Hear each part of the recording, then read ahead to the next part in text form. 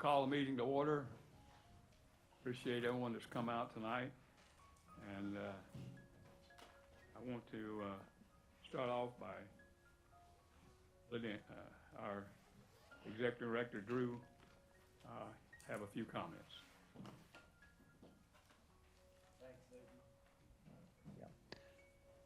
Thanks, Newton. And first of all, I want to welcome Governing Board Member Robert Spotswood, who's here. And he's, as everyone here knows, he's very much an outdoor recreator and outdoorsman. And so I'm glad he's taken an interest in this forum. We also have Governing Board Member Ben Butler and Colonel Charlotte Roman listening online, just so everyone knows. Thanks, Ben and Charlotte, for joining us. Really, I want to take my time, to thank everyone for coming and participating in this workshop. It really makes us better. It makes our outdoor activities better, our access to our lands better. So thank you, everyone, for your participation. But there's really one person that has participated more than any of y'all and any of me or my staff, but he has been engaged in the district since he was a toddler, I believe, Newton Cook. He has been at every governing board meeting. I can't think of one, Newton, and I've been to all but one that you weren't there, right, in my tenure. But he predates me by a long time. And Newton absolutely was there to start this recreation forum, right, to really start this engagement. And, I think, he has talked to me. I was very resistant, but he wanted to step down from facilitating this record forum. Not participating in it, I mind you, but facilitating. Felt like it was time to put the baton in someone else's hand to start this facilitation and continue this forum, which is so valuable to all of us. And so this will be the last one he's going to facilitate, but he'll be here to help the next facilitator, I feel sure. And I know he'll be at the April board meeting and the May board meeting and everyone, so he makes us better. He makes South Florida better because of his engagement, not just with the district, but with FWC and all the agencies that involve our outdoors.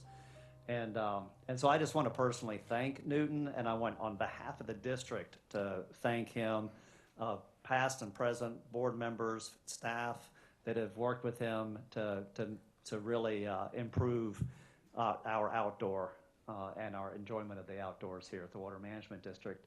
And Newton, I want to get a picture with you, but we also have a little gift for you to thank you for your facilitation and helping us with all of our recreation. So you mind standing up and we'll do this?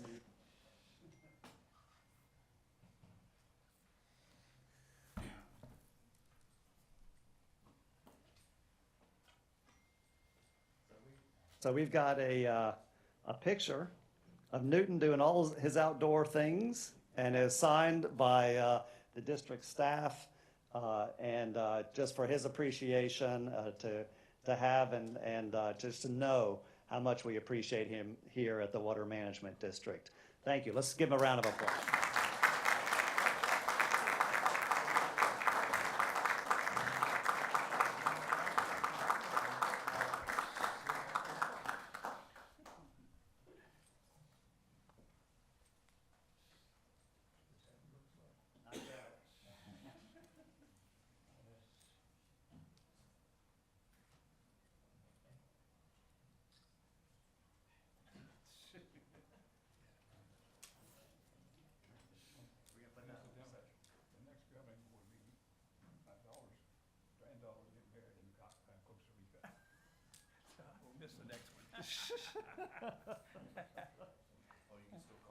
I'll be in May, but Newton, I was wrong. Newton decided it was more important to go to his granddaughter's wedding than come to the next governing board meeting. I'll grant him that.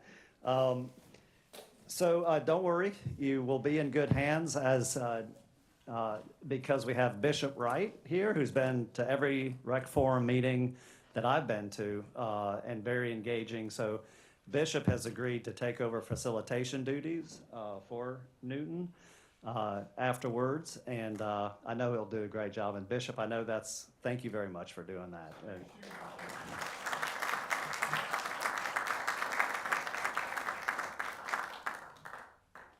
right, that's about all I got. You got anything, Robert? You good? All right, thank you, Newton. Let me just say a couple of words for how much I appreciate.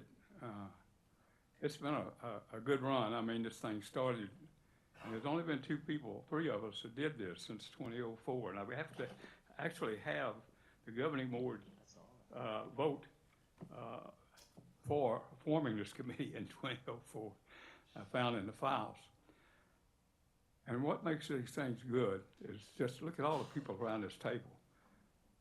How many wonderful friends and people over all these years that I have met and worked with and occasionally fought with, but always respected. Because anyone that will come to one of these meetings and spend the time and effort to participate has to be admired for doing that. And the only other thing is South Florida Water Management District has the best recreation program in the state. We work with all of them. And it should be appreciated by all the people out there, to turkey hunting today, for that matter, on district property. So the appreciation of the people, all the governing board meetings over the years, all the governing board members, all the executive directors, that's what has made it a real pleasure for me to spend some time here. So thank you very much, Drew. That's awful. Much appreciated.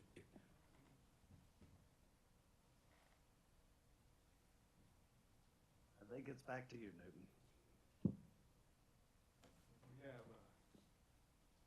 And if I could jump in here. Yeah, so that'd be a good segue into some bittersweet news, Mr. Cook. Dan Cotter, who was our section lead over public use and recreation, has officially retired. He is sitting in the back room now as a participant instead of a staff member. You can you can't give it up, no. Dan came to the district in 2005 after working with the county for a number of years in their Parks and Recreation Department. And since then, Dan has been part of every SERP project along the way, maximizing sustainable public use and recreation.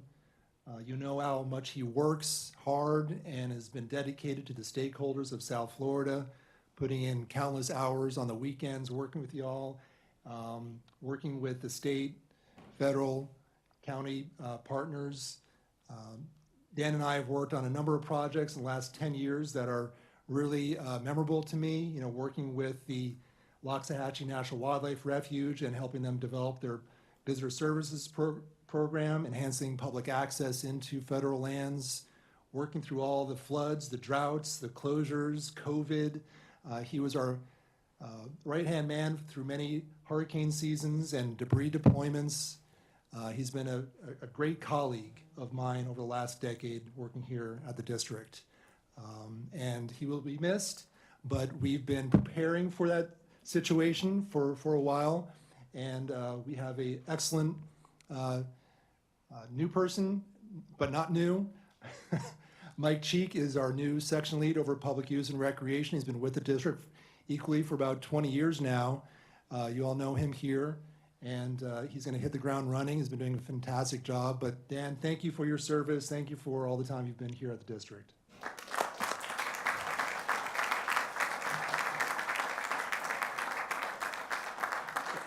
And it wouldn't be a farewell if we didn't have a photo from Brian Garrett framed for you.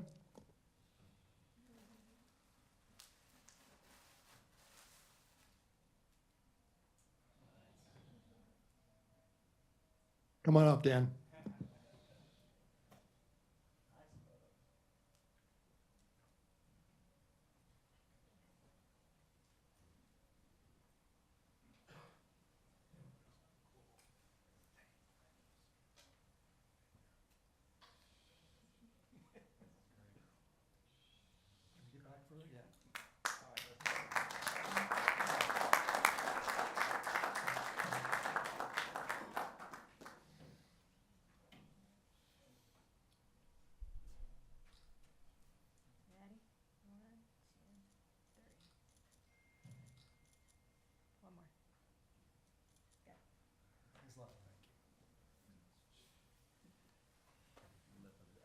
Very big mark here.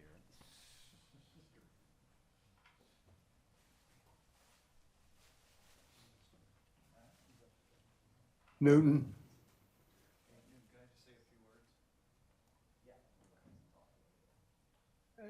Can you hear me? Okay. Yeah, hey, I really appreciate this, Rory and everybody who put this together. Yeah, I'm really here just to, even though I retired a couple weeks ago, to just thank everyone, my staff, the leadership that I've been with, and all the departments that make the public use work. You'd be surprised how many people, not only in these buildings here, but out on the field, whether it's a field station or land management, that really make the public use work. And yeah, I was telling Newton, I started the fiscal year that this meeting started. So it's really come a long way. It was quite different back then, as many of you know who've been here for a while. And it's just amazing, everything that's been accomplished. But besides thanking Newton for all those years, you know, of me calling him with the draft agenda to review and, you know, and doing that 3-4 times a year and going over what the issues are, what things we need to work on or open up. But I really want to thank all the public use stakeholders. You'd be amazed, you know, the guy who hired me over there, Fred Davis, he always told me we wouldn't have trails, camping sites, shelters, et cetera, if it wasn't for, you know, the sportsmen, the equestrians, FTA, who quietly manages and maintains hundreds of miles of trails in the district, and just all the big volunteer events and all the work that's gone into the recreation program. Thank you, everybody, and the agencies, particularly FWC. All right, thanks again.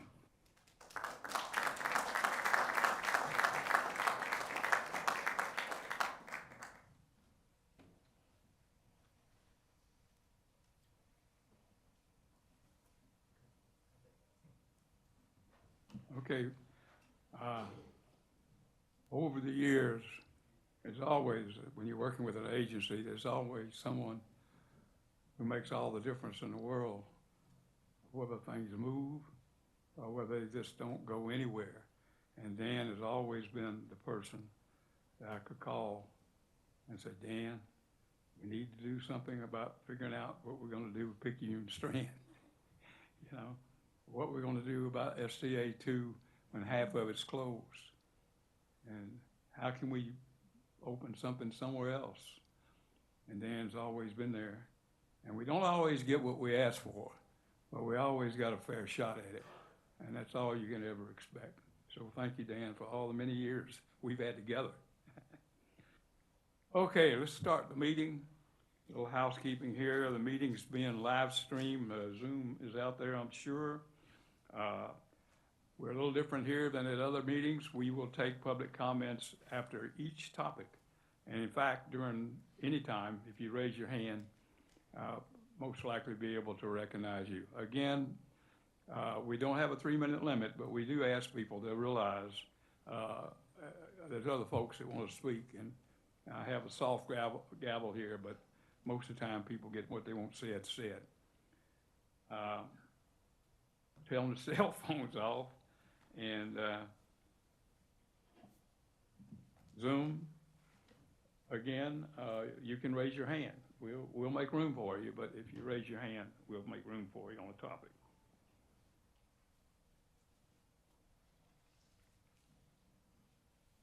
We always wrap up at 8 o'clock. It's amazing, over all the years, I think twice we went 10 minutes over.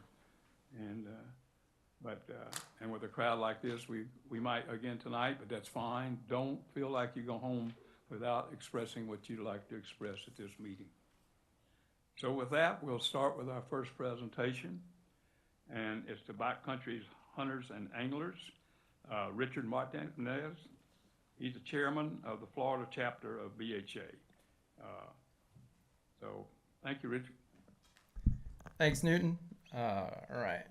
As Newton said, I'm Richard Martinez. I'm a volunteer with Backcountry Hunters and Anglers. I currently serve as the chapter's chair. I've been with the chapter for as long as we've had a Florida chapter, and I help stand up the chapter 2018.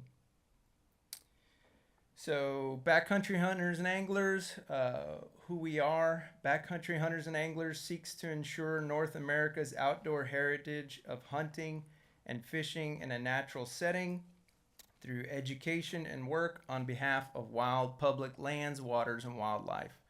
We're 30,000 members across the nation, about 300 plus in Florida. We're non-species specific, made up of hunters, anglers, and conservationists, grounded in access, fair chase, and R3. 70% of our members are under 55. We're nonpartisan and geographically diverse. So BHA in action. We've been fighting land grabs and access loss across the country through things like reconciliation bill and land transfers. We've been building next generation of hunters through our work in R3 and also through all our different restoration habitat projects like fence removals, maintaining trails, cleanups, and different types of habitat projects. Current challenges, habitat loss and fragmentation. This is something especially relevant in Florida. Public land access threats, not so much in Florida. Wildlife disease like CWD, invasive species, and water quality issues, something definitely relevant to Florida. So BHA in Florida, as I mentioned, we stood up the chapter in 2018. A group of us really liked the messaging of BHA. BHA is traditionally had a strong presence in the West. A lot of the Western chapters, some of the chapters have 1,000 to 3,000 members. So big presence in the West. We thought that Florida was a really shining example in the East of public land. And we really thought that the messaging was really relevant here. So a group of us got together. We reached out to BHA. We said, hey, we think, BHA would work well in Florida. We really wanted to, represent or speak up for kind of the walk-in hunter, the folks who are, just into camping in the backcountry, doing things the hard way, and on a low budget and public land. We were established, like I said, 2018. We've been focused primarily on public land access and expanding hunting opportunities, stewardship projects, and R3. And just to caption that, R3 is recruitment, retention, and reactivation. It's a nationwide movement to increase or maintain participation in hunting and angling. So, as I mentioned, we've been really active. We try to participate as stakeholders in as many meetings as we can, whether it be meetings like this or FWC. We really try and maintain a stakeholder presence. And that's been, pretty much one of our main focus. Aside from that, it's been R3. Our chapter's been really, really focused on our R3 events. And I'll just talk about a few of them that we've been putting on over the years. And the first one that we really started out with was our small game hunts. And these were really easy events. We were basically picking a day, picking a WMA, and telling people to meet us there. We got together, we planned a wild game potluck, and we just said, hey, if you're trying to figure out hunting, if you're trying to figure out public lands, the rules, all that can be really intimidating to a new hunter. Just come on out. We'll pair you with one of our guys. We'll take you out. Just come out and have fun. So it was really trying to take down the barrier for people trying to enter into hunting, and it's especially difficult. If you're, I can say from experience, I didn't have a dad that hunted, so getting into hunting was difficult for me. My uncles hunted, and they exposed me when I was young, but it was just enough to make me like really interested in it, and I was always really wanted to get back into it. And once I hit my 30s, I was like, man, that hunting thing that I tried out when I was a kid was really cool. Let me see if I can figure that out. And it's really tough to get into hunting. You can look up books on white-tailed deer, and none of the information in there really relates to Florida, especially South Florida. So it's really hard to come at it, completely cold. So that's kind of like the angle of our small game hunts was, like, hey, just come show up. It's okay if you're a newbie. We just try to make things a little less intimidating. These are just some other shots of some of the kids who participated. Usually after the hunt, we try to get together, try to show folks how to clean game. It's one thing to go hunt, and then it's another thing to actually have some success. A lot of people get to that point and they're like, uh-oh, now what? So we've tried to focus on that as well as the potluck lunches that we've hosted, where we really can kind of expand people's idea of what you can do with wild game. The other R3 event that I'm super proud of is our scouting workshop. We've been hosting this, I think, now 4 years, and this one's here in Jupiter. We actually do this in Cypress Creek Natural Area, and it's basically what it is. It's a scouting workshop. So we wanted to find a place that had game, where we could take folks to kind of show them, whether you are new to hunting or whether you are new to hunting in Florida, what the habitat looks like, what are we looking for when we're looking and trying to read the landscape, like how do we figure out how deer and turkey or pigs, how do they actually use the landscape? So it's kind of like a boots on the ground type of experience where we basically divide people up into groups, take them with someone who has experience, and walk them through an area that actually holds game. We didn't want to do this on a management area because we thought if we took 75 new hunters to a WMA and showed them sign, there's probably a good chance that the sign that they'd see, 50 of them would show up opening morning and try and set up a tree stand where we saw a good sign. So we're fortunate here. We had Cypress Creek, which does have a pretty good deer and hog population, where we could use that space to host this event. And similar to our small game hunts, after the event, we have a wild game lunch, and we do raffles, prizes, and it's been a pretty good event for us. Like I said, this is now, I think, 4 years that we've been hosting it, and it's been growing in popularity ever since we started it. Just some more shots from our scouting workshop. These are some pictures from our youth archery workshop. A few years ago, we received a grant to put together a youth archery workshop. We hosted several of these across the state. We received the grant again this year, so we're going to be bringing it back as well.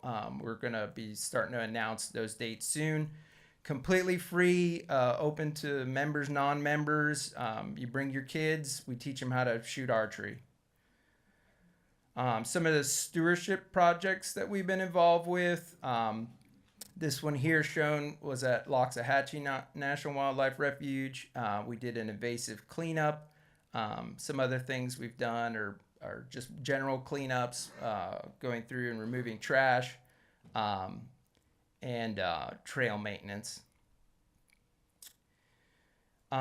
Call to action, just to sum up the presentation. If we want to keep it, we must defend it. Become a BHA member or a member of any other great groups that do work down here. volunteer your time with the Florida chapter or any of the other groups that do great work down here. Donate to state and national efforts and be a voice for our public lands and waters. Thank you.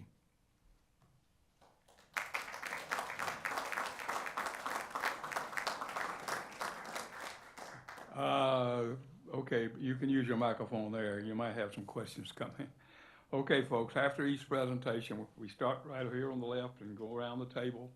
And anyone that has a question or a comment, please do so. After we get around the table, we will go to the Zoom and give those people an opportunity to comment or ask questions. So, okay, starting over to the left, just move along. Hold your hand up if you have a question or a comment. All right, quiet crowd tonight. Anybody else around? Okay, thank you very much. I've been to a couple of your events over the years, and folks do great work. And like all of us, the kids are the big part of it. I mean, United Waterfowlers, of course. We had a youth hunt this year. 131 kids showed up at TM Goodwin to go duck hunting. Now, that's configured. TM Goodwin is not all that large. And I know you have that. You have people, and they just really appreciate it, and great work. Okay, anyone out there that'd like to make a comment? We have no hands raised on Zoom, Mr. Cook. Crowd. Okay, the next presentation. Got one. We did just get a hand raised. Lori Melton. Miss Melton, please unmute. Well, good afternoon. What a wonderful opportunity for young people. And living up here in Highlands County, I think that what you're doing is fantastic. But I really want to hear more about our water situation. But thank you. Thank you, Miss Melton. I do want to make a comment that this meeting and the recreation meeting is for hikers, bikers, birders, horseback riders, anglers, hunters, my favorite group of stargazers, and anyone else who uses district lands for recreation. So everyone here and everyone on Zoom, you're welcome to comment on anything that you do, not necessarily the topics on the program tonight. Okay, the next group, Biscayne Bay and Southeastern Everglades Ecosystem Restoration Project Restoration Plan Update. It's Chloe, and we have some nice people here. Jennifer, John, I believe that's the two. Hi, everybody. Good evening. My name is Jennifer John. I'm a project manager with the U.S. Army Corps of Engineers, Jacksonville District. I'm joined by Dr. Chloe Vorseth, who is our economist and will be going over our recreation features for the Biscayne Bay and Southeastern Everglades Ecosystem Restoration Project. So we lovingly call this BBCR because we wouldn't be the Army if we didn't have a million acronyms.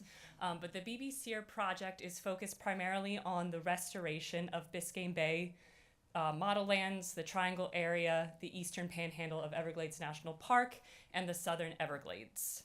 So you can see from our map that historically we had a lot of fresh water coming through the River of Grass into Everglades National Park, and some of that water did go through to Biscayne Bay.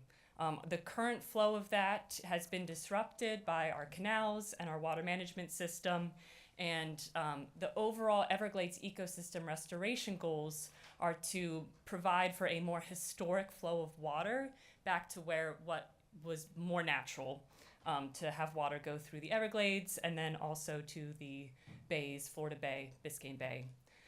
BBCR specifically is working with 6 of the SERP Yellow Book components to restore, as I mentioned, primarily Biscayne Bay and the southeastern Everglades.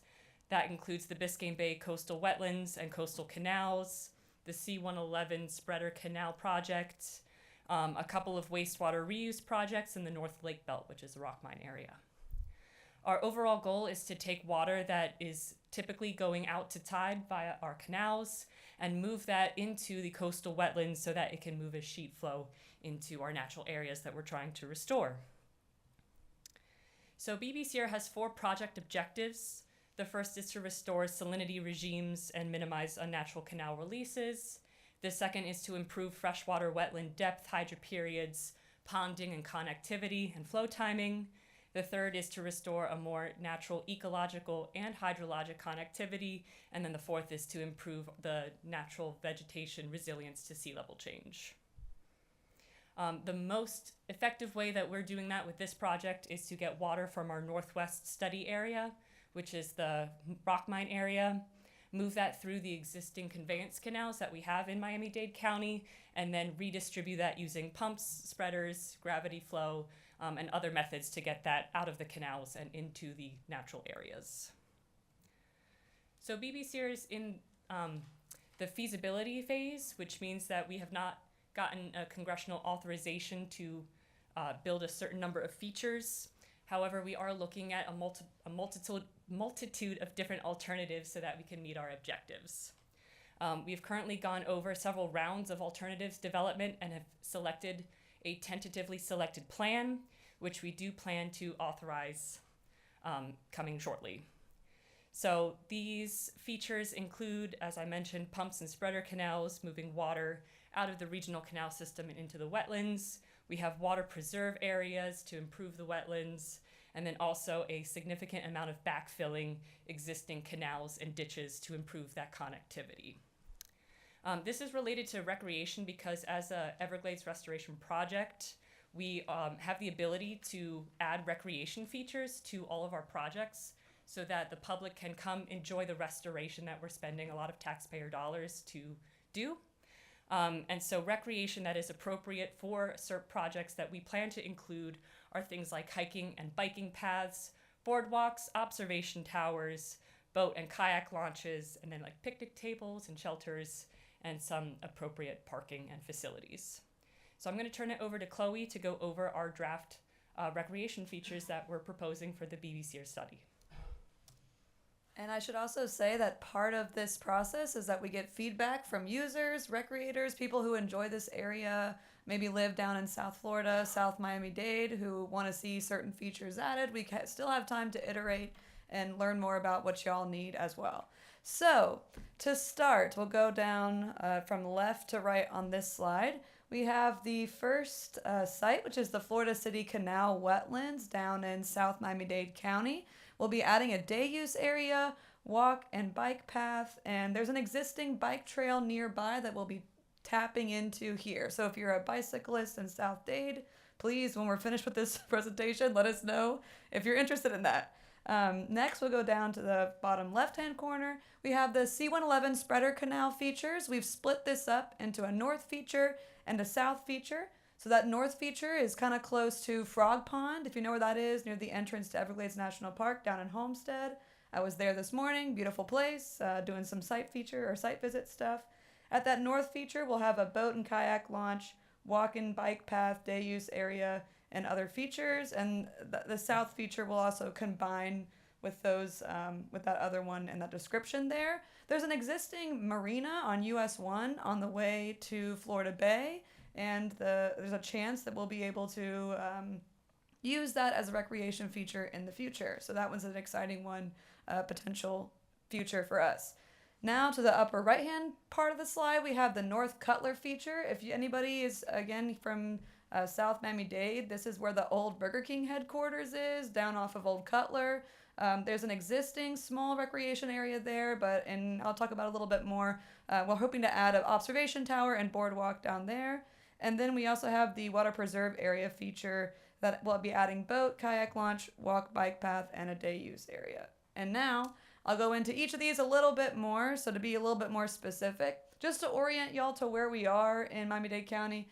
And to the northeast or northwest of this feature is Homestead Air Force Base. Directly to the east, we have Biscayne National Park Institute and Homestead Bayfront Park.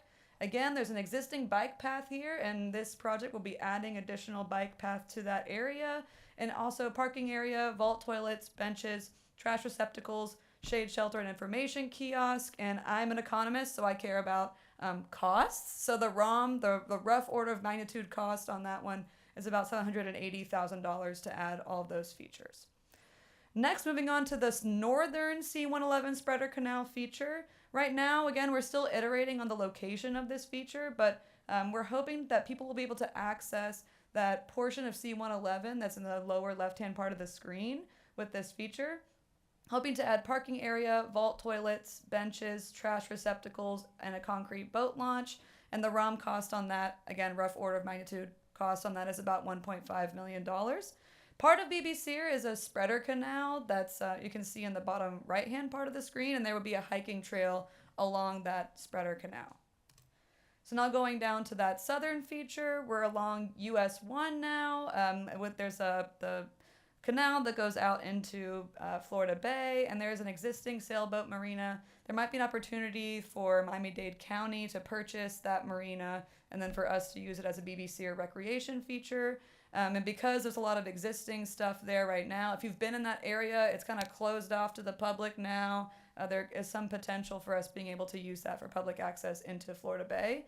And that will include a shade shelter, information kiosk, and parking area. And we'll again be utilizing existing structures. And the ROM on that is about $500,000.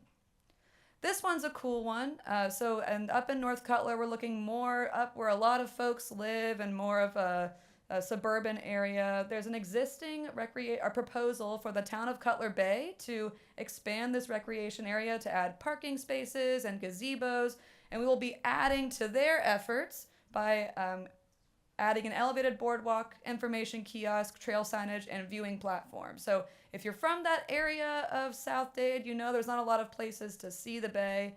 There's a lot of limited access there. So we heard from our stakeholders that they really wanted to have more access. So that's what we heard and what we are proposing to add there. And again, it was great. We're working with Town of Cutler Bay. They're already doing some stuff, and it's great to just work together to add some things. But the ROM on that is about $2.5 million. And then we go to the water preserve area here. So again, to orient you, that little curved part of the highway is the turnpike. Homestead Air Force Base is to the southwest, and Biscayne Bay is to the southeast. Part of BB-SEER will be the creation of water preserve areas, and we're hoping to utilize that new area of wetland for recreation by adding parking areas, shade shelters and information kiosks, vault toilets, benches, trash receptacles, trail signage, bike racks, and a concrete boat launch. And the ROM on that is about $1.8 million. So currently, as the economist on the project, I'm working with our project managers to economically justify these projects based on visitation and how much they cost and all these different things. So far, there are 2 features that are not economically justified yet, so plans will likely change.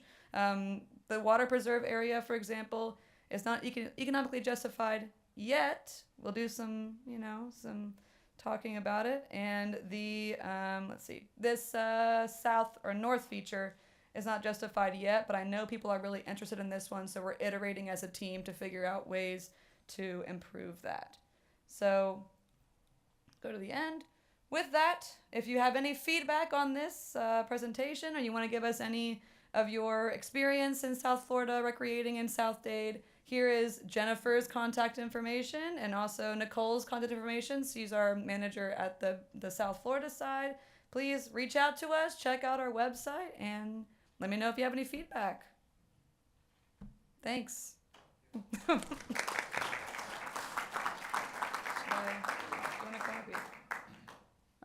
Thank you very much. Public comments, we're open for that now. I just have one question. I see all the boat ramps and everything. Do you allow fishing there?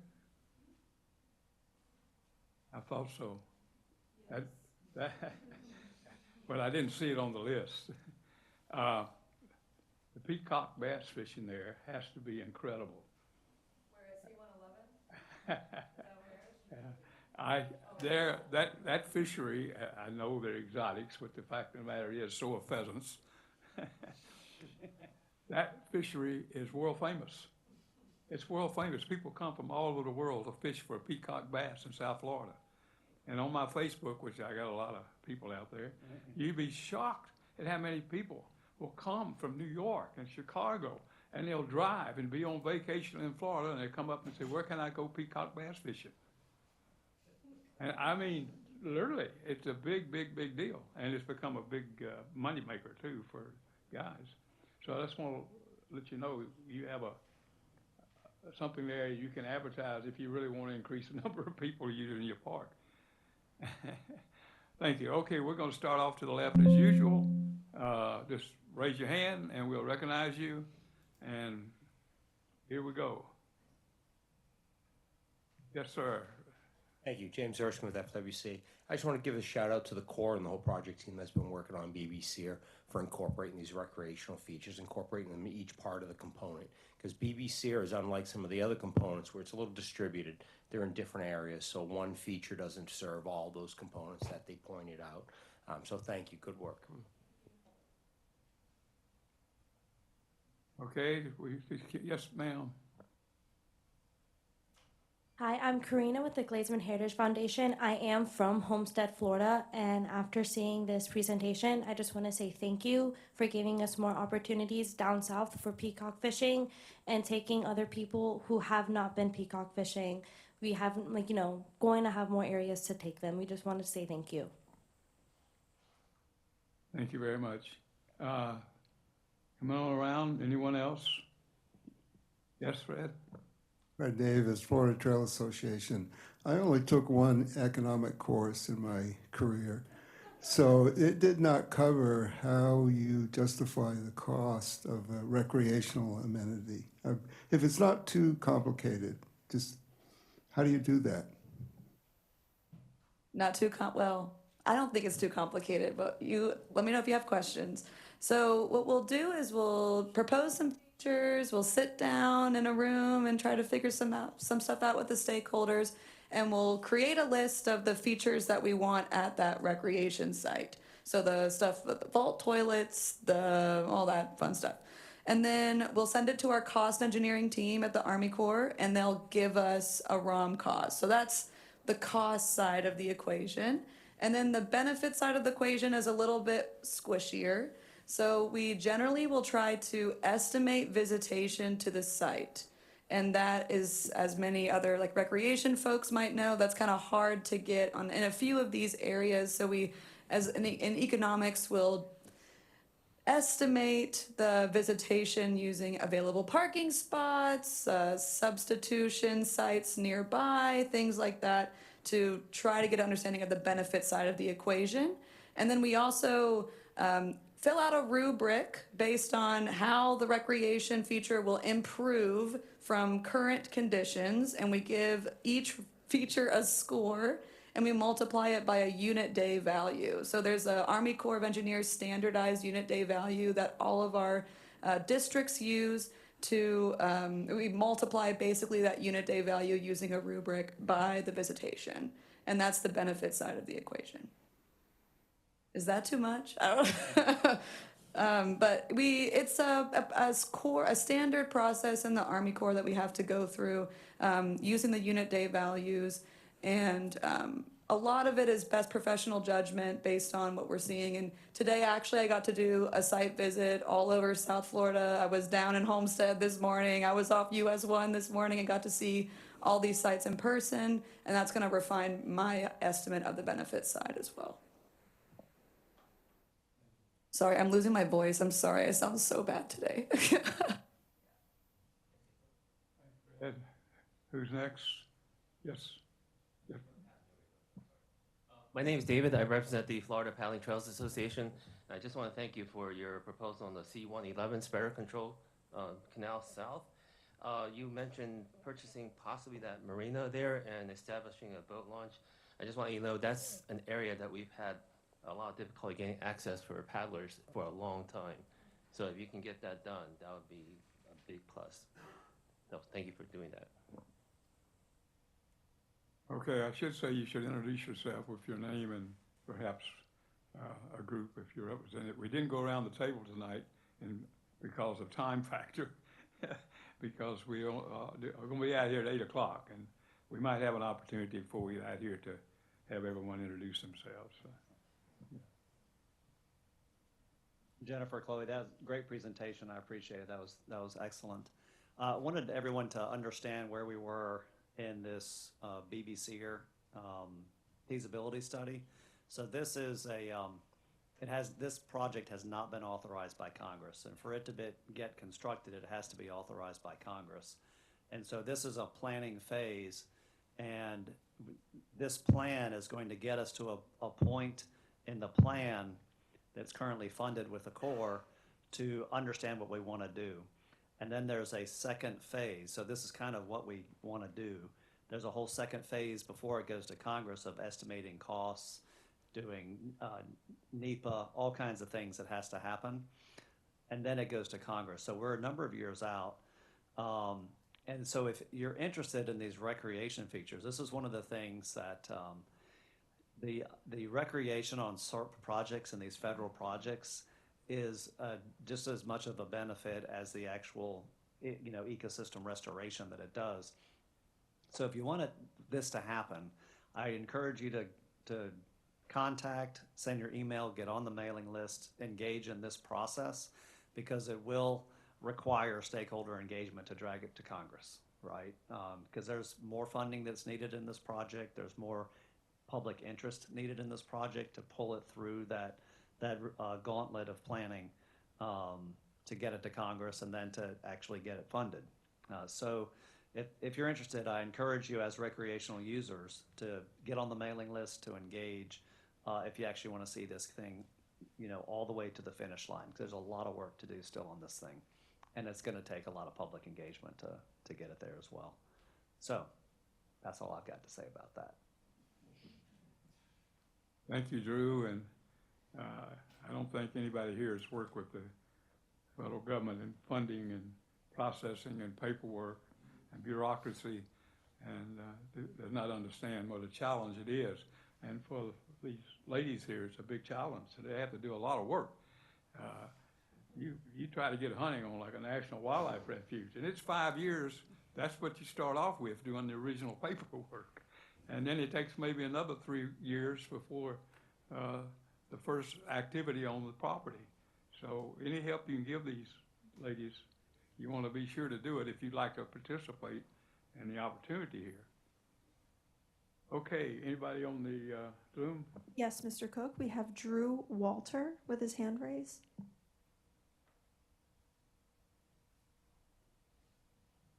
Hello, can you guys hear me? We hear you. Yes, okay. When you were considering the use of these areas, I noticed you had mentioned the Frog Pond area. And recently they had stopped pumping water to Rocky Glades, a wildlife management area there. Can your study or rough order of magnitude factor in the access or quality lost to the Rocky Glades area and try to make up for that by providing more access areas? I need to learn more about that, but I think it helps me understand more about the substitutes that are available nearby one of our recreation features. We're hoping that I think it's the South C111 feature is on the other side of the road, further south than that area that you're mentioning. But if there is limited access there now, and I can strike it out as a substitute that's nearby, that would maybe help me understand the area better. So I can look into it. Thank you. Yes, thank you. Thank you, Mr. Walter. We have no additional hands raised, Mr. Cook. Thank you very much. Speaking of Rocky Glades, that's a treasure. You're sitting there with about 6 or 7 million people, and there's piled up on top of each other in Miami, and yet within just a few miles away, you have a really nice piece of property with lots of public use. So anything we can do to help Rocky Glades with the water movement would be appreciated. All right, anyone else on this topic? Thank you very much. We will move on then to, and I appreciate the district putting this one on the list because I specifically asked for it. And that's public access update on Picayune Stand State Forest, and Michael Weston, the Forestry Resource Administrator, the Florida Department of Agriculture, would make it a presentation. And thank you very much for coming.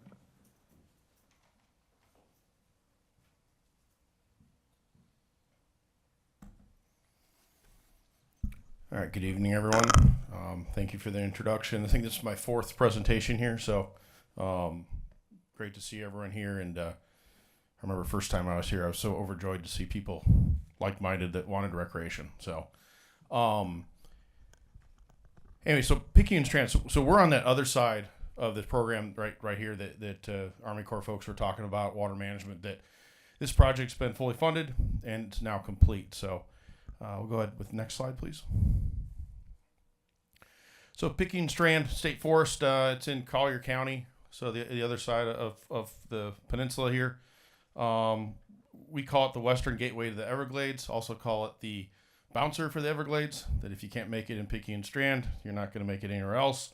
But it's really a forest that's full of partnerships from agency to agency. So South Florida Water Management is a big partner agency with the restoration project, also U.S. Army Corps, FWC, and DEP as well. So, but also the agency to private inholders. There's still a number of properties that are still privately owned in there, and it's really making sure that they aren't disadvantaged, et cetera, as we got recreation going on in areas. Also agencies, private groups, and individuals. So that's where, folks like yourself with input that you provide, you call in, whether it's, or even rule changes for hunting guidelines, access, et cetera, is important. And again, the private inholders is important. Next slide. All right, so here's a map of the forest along the bottom there, kind of the angled road, that's US 41. And then the top road that's in the red, that's I-75. And then that western on the left side there, that's 951. So that's Picayune Strand. 2 entrances, mainly off of, I guess I can use an arrow there. Yep. The 2 entrances, we got Sable Palm Road here, and then also Everglades Boulevard coming in the north. We are looking at potentially having some more access from the south now that a lot of the canals. So this canal that's on here, actually in this picture, is no longer there. So that was the Miller Canal. That was completely completed as far as filling back in June of 2025.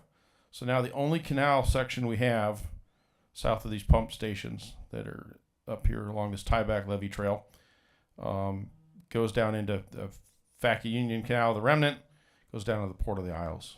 Next slide, please. So we manage Florida Department of Agriculture and Consumer Services, Florida Forest Service. We manage under multiple use management. So we try and balance everything from sustainable forest management to wildlife management to habitat restoration and all other sorts of recreation. Next slide. So just some pictures of some of the management work. So we burn anywhere from 4 to 10,000 acres each year on this forest, and do a whole ton of road work, give people access into there. Next slide. And just for the so that big red area here, and this is the importance. So you can see kind of in the purple, those are where the pump stations are located at, the 3. All this red here, that's the traditional cypress strand, and that's what this project's working to restore. So you and I will be in the same room in another 300 years when we see the payoff of this. This is long-term restoration, and a lot of folks have heard of Corkscrew Swamp Sanctuary, where they have some of the old growth pond cypress that's up there. These are long-term projects that the district is engaging in cooperation with the Florida Forest Service, and it's really forward-thinking to think, in today's day and age, if you're not doing good this quarter, you're not doing good at all. Again, this is looking for, in 300 years. So that's really important. A lot of these areas have been, since this property was cut up for development and ditched and drained, really suffer from a lot of wildfires. There also has been a lot of access to it as far as for hunting opportunities. And that's really what we're going to talk about today and how that's going to change. Next slide. So we're really pleased to have that in January 2026, we had a ceremony to celebrate the completion of construction on the Picayune Strand Restoration Project. And the big efforts, the bold there is to monitor and protect the water bodies, associated water quality, discharge, and native plants and animals on the project. And I've been in more meetings with more modeling, et cetera, and now we're getting to see what's going to happen. We were so excited to have this happen, and then we had a huge drought. So imagine you plug canals, you got pump stations ready to go, and then you have a huge drought. I can say from the areas that were wet this year, that this is going to be a really wet property for folks familiar with it. South of the tieback levee, it's going to be really, really wet. And this year, unfortunately, we had a dementia patient end up in that area. They had to get rescued. Some other folks again. So we're working on some educational signage there. But I think some of the efforts put in the past years of having a swamp buggy and UTV or side-by-side access was really important. And I think it's going to be going forward for that, figuring out how do we right size and get folks out to keep being able to hunt and recreate in these areas, while also working to preserve a lot of the investments that's being put into these properties. Next slide, please. So again, here's some of the looking on this picture there, looks pretty good. You got cabbage palms in a grassy area. And again, that's a marl prairie, and none of those cabbage palms should be there. So we've got a project this year. We're working to control those, kind of get it restored. And again, it's just a really complex project. Next slide. So current recreation facilities, use my pointer here. So we've added some bike trails. So one of the big complaints that people had was coming into Picayune Strand off of Everglades Boulevard was once you get off the overpass, the mystery overpass, you get onto our Lime Rock roads. And, we live in an area of Naples. I think the average house value is like $4 million now. It might be an exaggeration. But you get people that, they aren't used to Lime Rock roads. And so we were able to take advantage of some of the infrastructure that was put in place from the restoration project, namely the I-75 off-ramp and asphalt that was put in there to get in all this construction material and actually have a trailhead there where people don't have to get their vehicles all dusty, etc. And that connects into a bike trail, hiking trail. So we now have 12 miles of biking and hiking trail that extends down to this area down here, 62nd Avenue. And then the other part, the feature that's really nice now that all the canals are plugged, is you have this tieback levee trail that actually allows you to go up onto the levee and go all the way across from the forest. The biggest issue we have right now is about 6 years ago, an eagle decided to build its nest near, this is the Merritt pump station. So it cuts off access to that. And we're looking at in the next year or two actually having a pedestrian bike bridge over the remnant of the Merritt Canal. So that's really exciting, really good access, a lot of open areas as far as hunting. Unfortunately, you can't drive public vehicles on it, but the district is allowing us to have people bike and hike on it. So that's something good. Next slide. So camping. So we still have campgrounds at our office location. Closing soon is going to be our hunt camp, which has 12 sites. 3 can have RVs on them. It's basically like camping in a yard. Also Kirkland Hammock Campground. Those are 2 sites, pretty remote. And also 22 horse paddocks there. Again, the equestrian community for a few years there was really diminished as far as their participation out here, and that's really come back over this last couple of years. So we've actually covered over 3 of the paddocks, gives the horses some shade, and we've got another 2 we're planning to cover soon. Next slide. So I already talked about the tieback levee trail, 11.9 miles, kind of stretches from Miller Boulevard all the way over to past the Merritt pump station. So you really get a good chunk of the forest you can see. Already talked about the Oak Room Trailhead. So that's right at I-75 and Everglades Boulevard. Also, and really want to talk up the relationship that we've had with the Big Cypress Basin. So one of those little chunks of the big South Florida Water Management District, Big Cypress Basin. Their administrator, Lisa Keeler, also their superintendent, Dan Walsh. So we had in supporting swamp buggy access, etc. when you get maybe 40 swamp buggies, we haven't had that many of that yet, but we probably will eventually with the amount of water we're going to have. Where do they park? If you just have them park on the side of the road, et cetera, the sides of your road get chewed up. So we had some material, also some material from some of the millings of the project, but we're able, from the road removal, but we're able to build a parking area for, I think, about 30 buggies with the trailers. So that's at the end of Everglades Boulevard. And it's a really nice facility, but really couldn't have done it without the work that Big Cypress Basin came in and partnered with us to get that project done. We also have there's 5 pavilions available for day use, and there's only one of them that requires a rental fee. The big notice, the big change that we're still working towards. So in this big, again, congressionally authorized project, you've got Endangered Species Act and all that good stuff. It was identified that we had to retain a section of Miller Boulevard from 64th Avenue to 80th. And for most of you, it doesn't make any, you're not too worried about that. Well, retaining it as a small berm for protecting the red-cockaded woodpeckers that were in that area meant that we had to close it off to public vehicle access. So there's still public bicycle, you can still hike on it, etc. But the vehicle access on that section, we've installed some gates. And that's a really big thing because it really cuts, even for our management, cuts the forest in half. So one of the things we're going to be doing in the next few years is working to see what we can do with our road system to be able to route around that. Also, we're working now with some of the bridges that were in place over the canals and closing them to be able to route traffic around those bridges that are in the forest. Next slide. So here's a little bit more of a close-up of the bike trails. So you got the Mystery Overpass here and the trailhead, and just a really good trail that goes out to the canal. A lot of good fishing. I had a very industrious park ranger that laid all this out herself and got it mowed.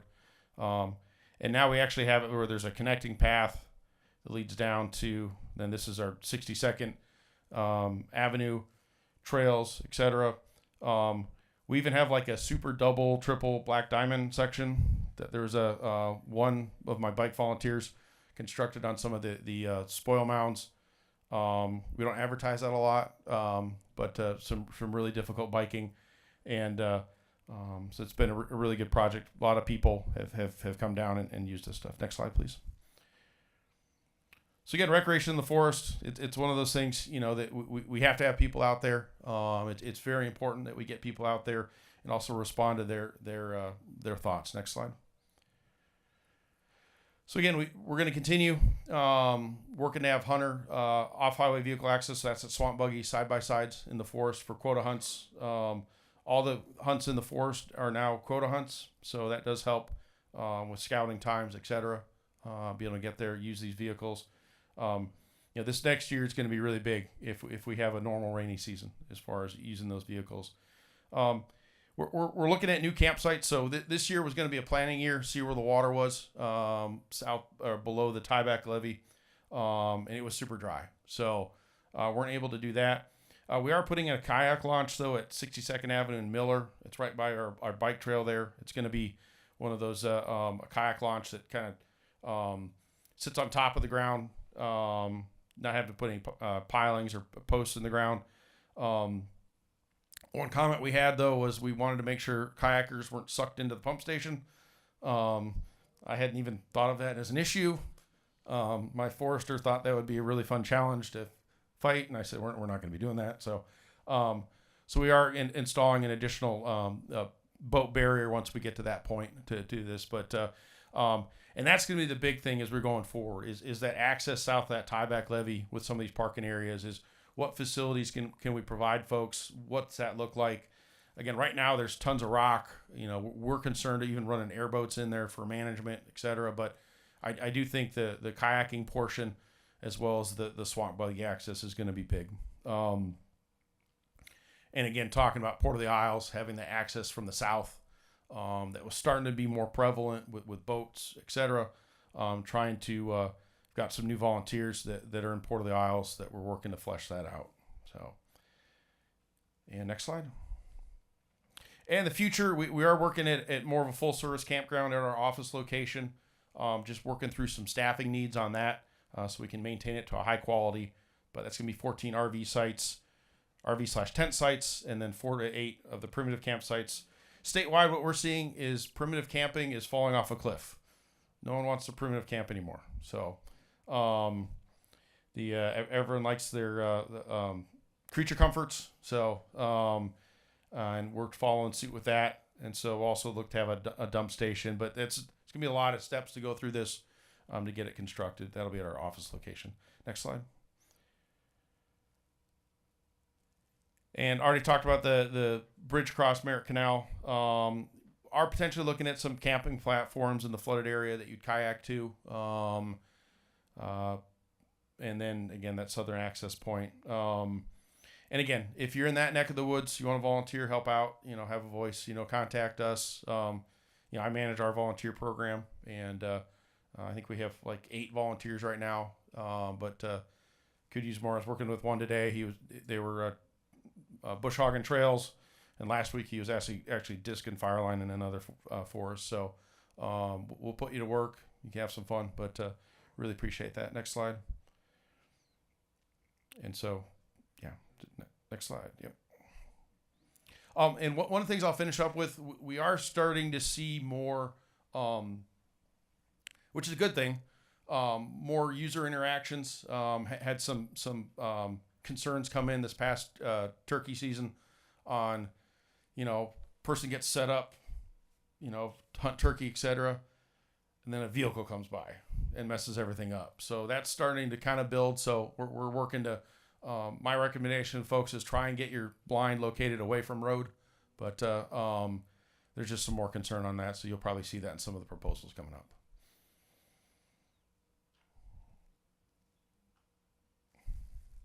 Thank you. A couple of questions for I have. Pythons, is that a problem for you there? Yes. So, we do work with the district on, they've got, I believe it's 50, call them contractors, but folks that are out. So we work to give them access in the forest. And the nice part with the restoration project, it did remove a lot of the areas that they breed at. So egg laying is down, or should be, because they've removed a lot of those spoil piles. But again, the pythons can still move in the forest. So we're still working to get folks to be able to hunt them. And then we talk with the general public as well. They'll call in, they want to hunt pythons.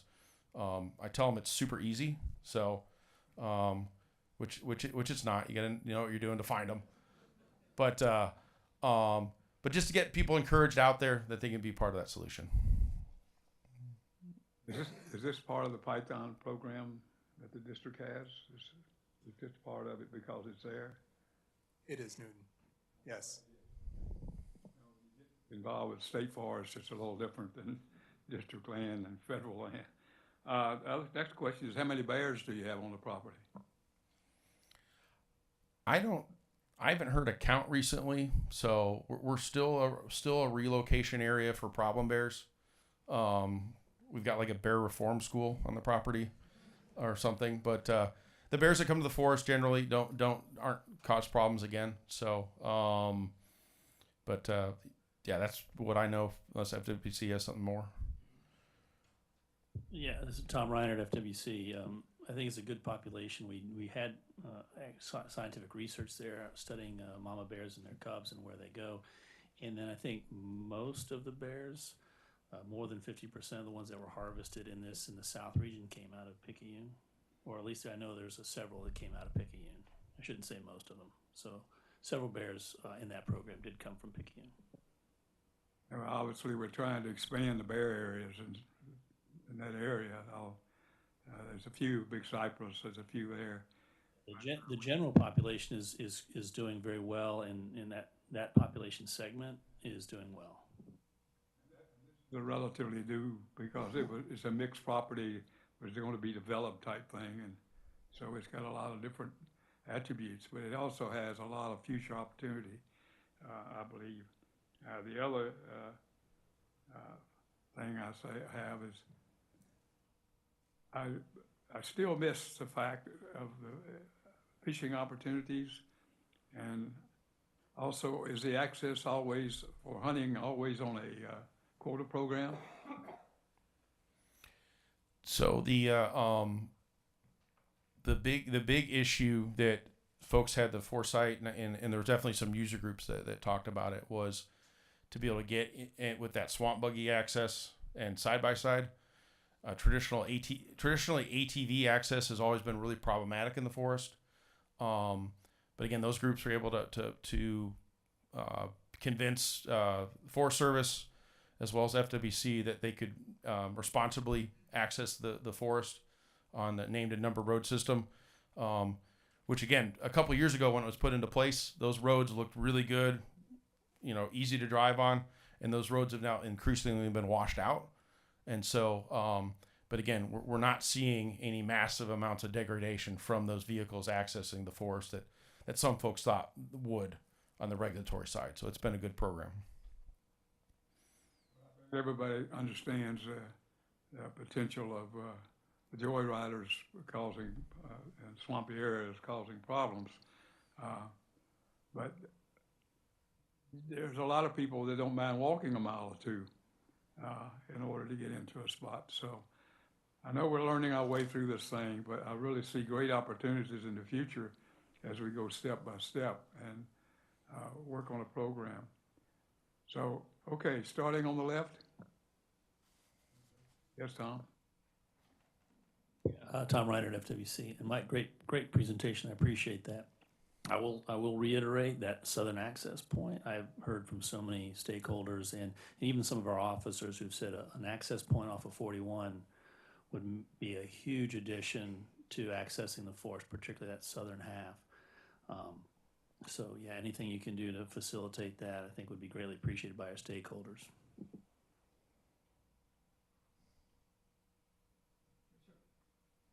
I just want to really thank you for making sure we can access that piece of property. That's a big piece of property, and not getting into the back country is not what the recreational users need to be able to do it. And working through everything, and and as far as the turkey hunter goes, he's probably got to learn the hard way of hunting public land. If you set up on the trail, it's kind of like a duck hunter putting his duck is setting up on an airboat trail. I just get so disturbed when people are like, it's part of public land, and we all got to learn to use it together.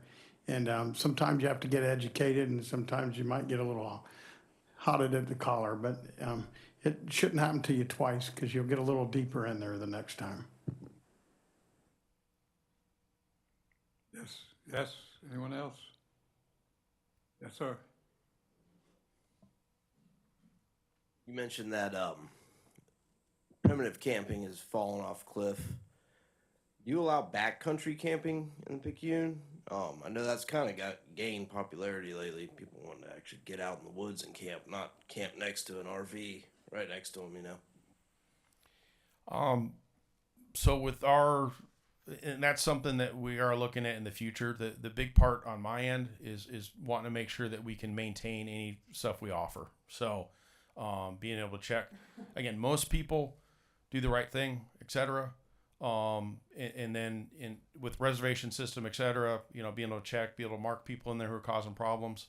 But it's just making sure that we can actually physically go out to these locations that we set up to be able to check them afterwards. Answer your question, okay. Next. Yes, sir. Richard Martinez, Florida BHA. Just had a question about that south entrance. Would that be a walk-in entrance, or would that tie into the trail system? And what's the timeline? Where does that stand?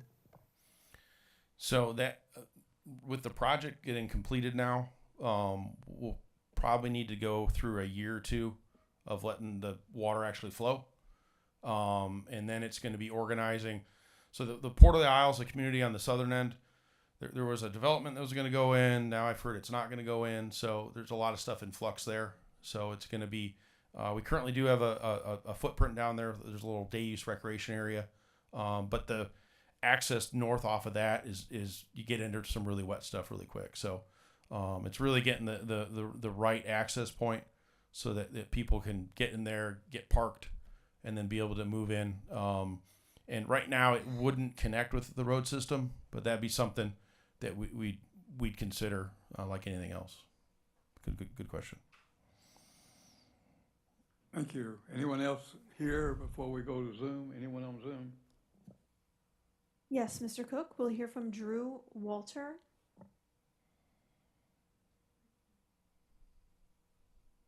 Please unmute, Mr. Walter. Sorry about that. I just wanted a little more clarification on the question Mr. Cook had put to you about the quota system and access. So you'll require a quota permit for all access during all seasons now? So this last year, it was archery was the last hunt that didn't have quotas on it, and so this last year through the rulemaking process with the FWC, it became a quota system. The only season right now that wouldn't have a quota would be small game, and there's not a ton of small game hunting in Picayune, is my understanding. But yeah, all the other hunts are managed through quota through FWC. But there will still be like a non-quoted small game, and those people will have the access provided to everyone else, correct? Or Typically for that time of year, everything's starting to dry down. So like in August, when you start getting archery, like there's a lot of roads that, they have like 3 feet of water on them. That during small game, when it comes in November, those roads have significantly drained down. So they at this time that we haven't had a push that there needs to be a quota for that system at all. No, I don't think. All right, thanks, sir. Yeah. We have no additional raised hands. You just said the magic words, 2 feet of water. What kind of duck hunting do we have out there? There's quite a few hunters, and again, it's going to be taken. What does this project do as far as the cover, and how does that look? Was my understanding. Tom, I'm counting on you, figuring out what kind of duck hunting's out there. That area, Southwest Florida, has little or no good duck hunting. It's people have to drive all the way to the SDAs. The Thousand Islands is not as good as it used to be, so a lot of people are driving this way to get to where there's really good duck hunting in the central area. So if this area has opportunities, and it should with all the different small lakes and everything, it's up to the FWC to make that decision and the forest to agree. But it's an opportunity that's just sitting there, perhaps. I don't think anybody knows about whether there's a lot of waterfowl on that place or not. Okay, anyone else on this particular topic? Thank you very much. Great presentation. All right, this one is dear to my heart. I think everyone knows that. Lake Okeechobee update on low water levels projects, volunteer opportunities, and Roy Feeney is going to make the presentation. And thank you, Roy. Thank you, Newton, and good evening. My name is Rory Feeney. I'm the Land Resources Bureau Chief here at the district, and I'll be presenting the Lake Okeechobee update on low water level projects. So despite the fact that we've had some rain last week, we're still much drier than we should be during this dry season. Total area average rainfall has ranged between 20% to 50% of normal. And the image on the right shows a map of that deficit of rainfall. And it ranges anywhere between 5 inches below normal up in the upper Kissimmee River to about 7 inches of a deficit of rainfall over Lake Okeechobee and over 9 inches in the negative for Palm Beach County. What that means is that the entire state is in a state of drought. And much of the district's 16 counties is in an extreme drought condition. Currently, Lake Okeechobee sits at 12.05 feet.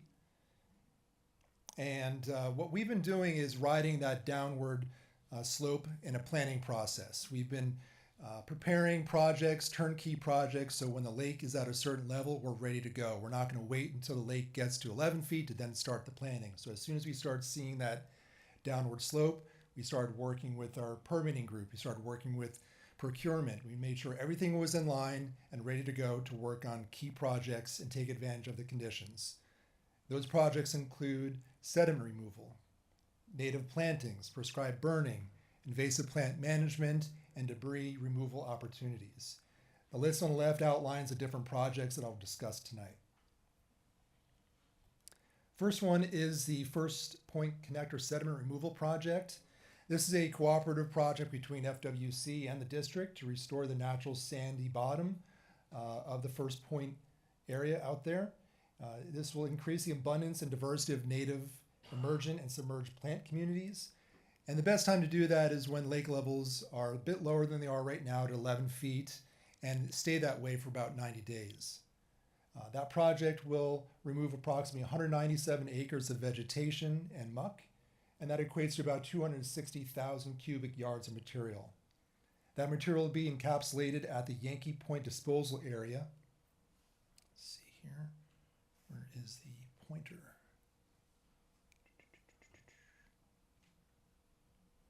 Thank you. Right over here. And the district side of the project involves clearing the vegetation from the spoil area here, constructing containment area over by Yankee Point, installing a plug, and clearing the haul route between the spoil area and the disposal area. I'm happy to say that all of those portions of the project are complete. And this shows some of the progress to date. This is the spoil disposal site that was prepared and completed by the Okeechobee Field Station. And here's that plug right there. That was installed by the field station. And here's the haul route before we sent our district contractors in to remove the mostly Brazilian pepper. And here's the haul route afterwards. So you can see just how clear that is and drivable for the trucks to get out there to the scrape site. Some more before and after shots of that work. It took, what, Rich, about 2 weeks or so to complete, really quick. And so now FWC can go in there with their contractors and start moving the material out when conditions get a little bit drier. We have a similar project at the Indian Prairie Slough. This is about 126 acres and will move about 156,000 cubic yards of material. And actually, FWC contractors are on site today, and they're focusing on the top layers of the vegetation and mud. Conditions are still pretty wet, but the progress is ongoing, and we'll expect it to speed up when water levels get down a bit lower. But here's the scrape site, and the disposal site will be along the C40. And the district cleared that, and here's some video. See if we can get that working here.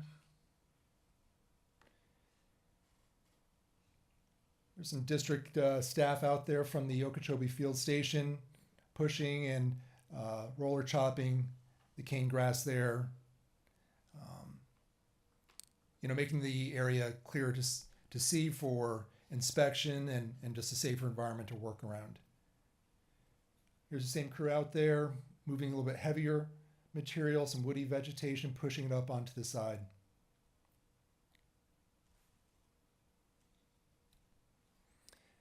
The next project I'll talk about is the sediment removal at the G36 boat lock. And this project is to restore the natural sandy bottom. That area has accumulated a lot of muck and sand and vegetation over the years that makes navigational access difficult. It also impacts our ability to treat any algal blooms that occur in that area. This area can get pretty stagnant. It's exacerbated by the vegetation that grows in there. So by removing that material, it will help with the algal blooms. It will also help in the event we need to go in there with contractors to treat that algal bloom. And this project at this location is about 2.3 acres of vegetation and sediment. It's going to move about 2,000 cubic yards of material. That material will be encapsulated just on site. And while we're out there, we'll be making repairs to the jetty riprap. Stages need to come down a little bit lower before we get out there. It needs to be nice and dry for the heavy equipment that we're going to use. Similar to that, at another location at the S-135 boat lock, this project is pretty similar in size, 2.14 acres of vegetation and about the same amount of cubic yards of material. That material will be encapsulated on a spoil site adjacent to the project.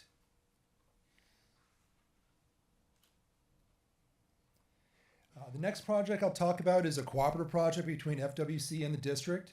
This is native, emergent, and submerged vegetation plantings. And we're targeting this area in the southwest part of the marsh. FWC is doing a little bit further west of this project, but we're planning to plant about 30,000 to 50,000 emergent and submerged plants. And that's already started and will continue through May of this year. The methods involve harvesting plants from donor water bodies like Lake Toho, either bare root or clippings. Kissimmee grass is usually clipped and then grown in a greenhouse for a couple of months to improve survivability. Pondweed is clipped and planted in clumps of several stems, and bulrush is usually planted bare root. FWC is going to be planting in Fish Eating Bay starting tomorrow and continuing the protective line that the district started last year near Harney Pond. They will also be doing eelgrass in the next month or so, and the district will be doing bulrush in the coming months as well.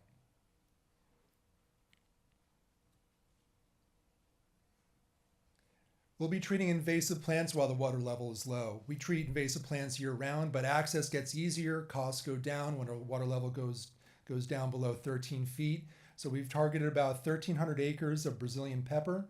We'll be doing that both mechanically and with herbicide. And this area is over by Indian Prairie and Big Bear Marsh. We're doing initial and follow-up treatments from what FWC has previously done. It's always a partnership. And this project is being spearheaded through our vegetation management section here at the district.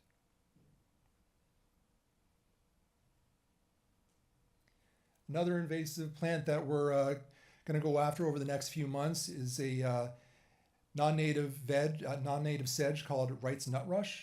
This is a non-native plant that outcompetes and suppresses native vegetation and displaces habitat.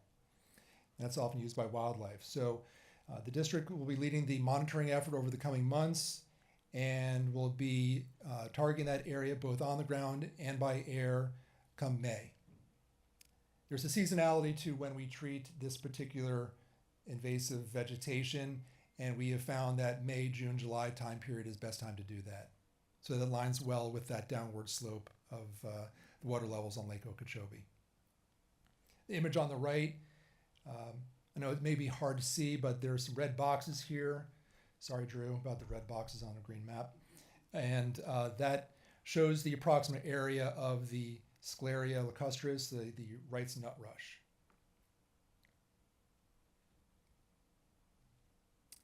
Next is prescribed fire.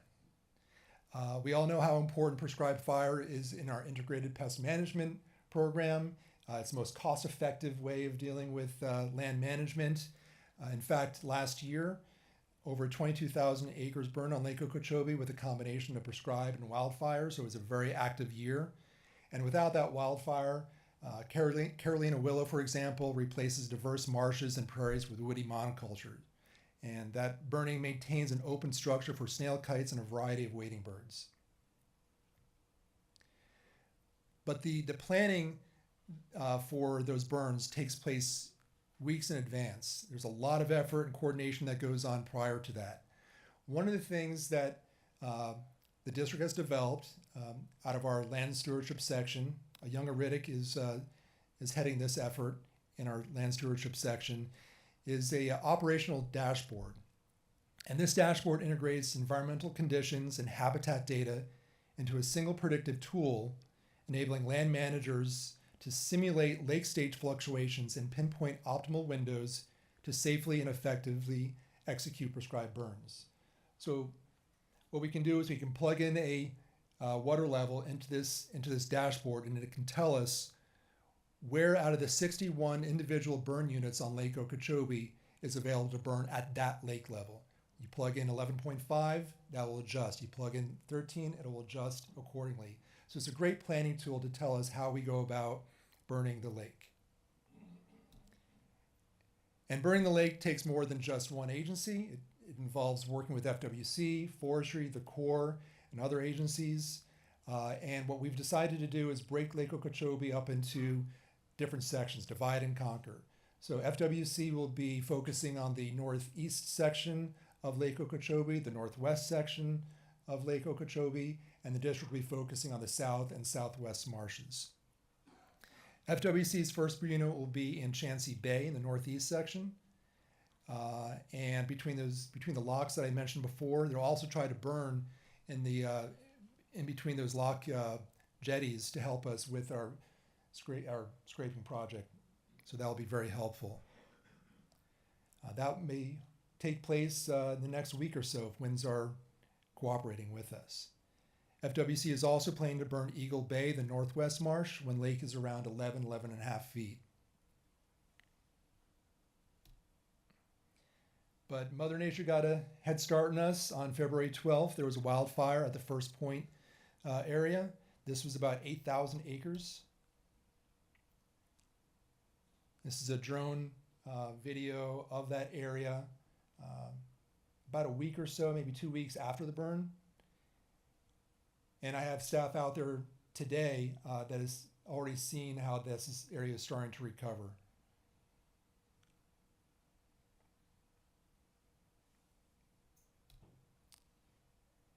And on March 11th, the district conducted a prescribed burn around Torrey Island. We targeted about 9,000 acres on this burn unit. It was a very large effort, multi-agency support team with FWC, Forestry, Palm Beach, Martin counties, all led by Andrew West at the district's land stewardship team. He was the boss for the burn. So that was a great burn. We used the helicopter on the left there, kind of like a giant drip torch that just dripped the fire line. Very successful burn, but we still have to wait to see what the post-imagery, satellite imagery will show us, just how much that fire carried across the 9,000 acres. We do expect it to be not as much, right? It's not everything is going to be burning in that 9,000 acres, but it was a successful burn.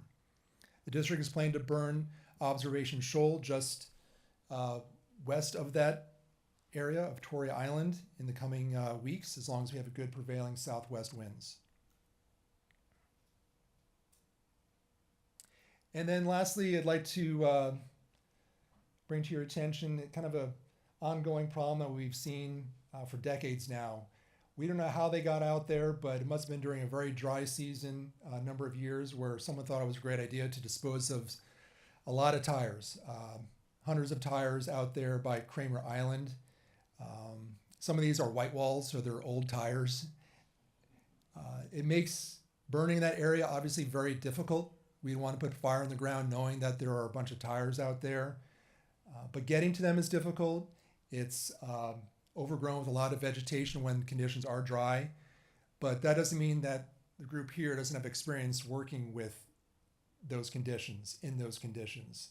I have a photo here of our group out of the Kissimmee River that has done an amazing job removing debris over the years. They come ready to work. They bring lots of equipment with them, tracked vehicles, a full day's worth of work, multiple days worth of work.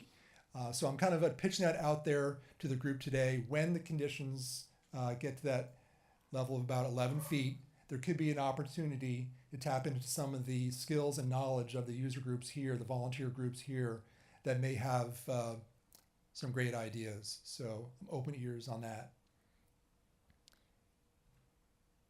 I would like to thank Alyssa Jordan from FWC. She's been an amazing help over these last few months, coordinating with her. All these projects are working hand in hand, shoulder to shoulder on. So Tom, James, thank you and your agency for all the help that you've been providing on this and capitalizing on these lower lake levels. As they continue to go down, we'll get more active and keep doing this great work. And so with that, I'll take any questions. Okay, thanks. Coy, how many times in the last 8 years have we had 11 feet for 90 days? I don't know offhand. Now, those are targets, Newton, and if we... I can tell you pretty close, 3. Yeah. This is a dilemma. The lake has been declared twice now, I might add, the dirtiest lake in the United States. It's terrible. But the fact of the matter is, the lake today is in the best shape it's been in years. And it's very easy to know why, because it's settled out and the water's clear. We haven't had a storm, one storm, and everything's gone. Everything you're doing today is gone, just one storm. Been there, done that with Susan Gray on the old Lake Old Rack. It worked 3 years to get the lake right, and then one storm comes through and just flipped it right over again. A tough, tough problem. And I appreciate the difficulty. I personally have continued to call for 3 meetings a year, one FWC, which already does one, I might add, here. One from the Corps, who handles the water levels. The most important thing about Lake Okeechobee is the water level. Number one. When it's low, it's great. When it's high, it's horrible. And then number 3, what are we going to do about the muck? The muck is the biggest single problem in the lake. When you have any storm at all, you literally flip the muck up into the water columns, and all the pollution is collected for 50 years. And we put 500 tons of phosphorus, that's pure phosphorus, the kind you make bombs out of, into that lake every year. 500 tons. And we've done that for 50 years. There's literally thousands, tens of thousands of tons of phosphorus, pure phosphorus. You know, a bag of fertilizer is what, 10, 15% maybe? And we're not doing a damn thing about it, quite frankly. These projects are too small, too small. We need a meeting just on that so we can get some out-of-the-box thinking. Lake Okeechobee is the heart of the entire Everglades.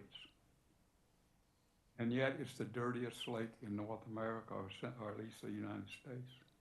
How are we going to ever have Everglades restoration when the heart of the Everglades is dirty? All the work that everyone's done here at this district in the Corps and the FWC, from where the Kissimmee River goes into the lake, south to Florida Bay, cannot be accomplished until the lake is clean. I think everybody knows I've been on this crusade for 2 years.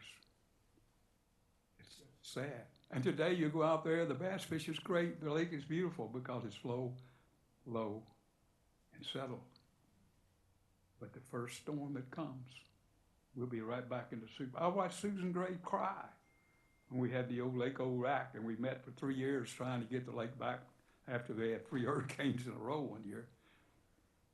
And we got down to 8 feet and boy, did we get a lot of work done. But next hurricane come through, flipped the vegetation. Even the grass was flipped up on top of each other in ridges along the edge of the lake. And we were right back in the soup. So all I can say is we need some out-of-the-box thinking. We need some concentrated thinking. We need the talent of the Corps and the district, as well as the FWC, concentrating on Lake. I've made my comment for the night. I'll start to the left. Any comments or questions? Yeah, Tom Reiner at FWC. Roy, I'll just reiterate the thanks to you. And it is a great partnership, and we are getting a lot of great work done. And I mean, the last time it was this low was, I want to say, 2008. We got a whole island built that's full of beautiful trees and migratory birds right now. And it isn't enough, Newton, I agree, but we're going to do what we can when we can. And so I'm just so glad that our two agencies have these plans ready to go when we do have the opportunity, and we take advantage of it. And well, the biggest thing that we've heard in our meetings with stakeholders about Lake Okeechobee is let's get rid of that muck. And we hear you, and we're going to do what we can when we can to the greatest extent possible. So again, thank you for the partnership, district and CORE and everyone else who's helping us achieve that.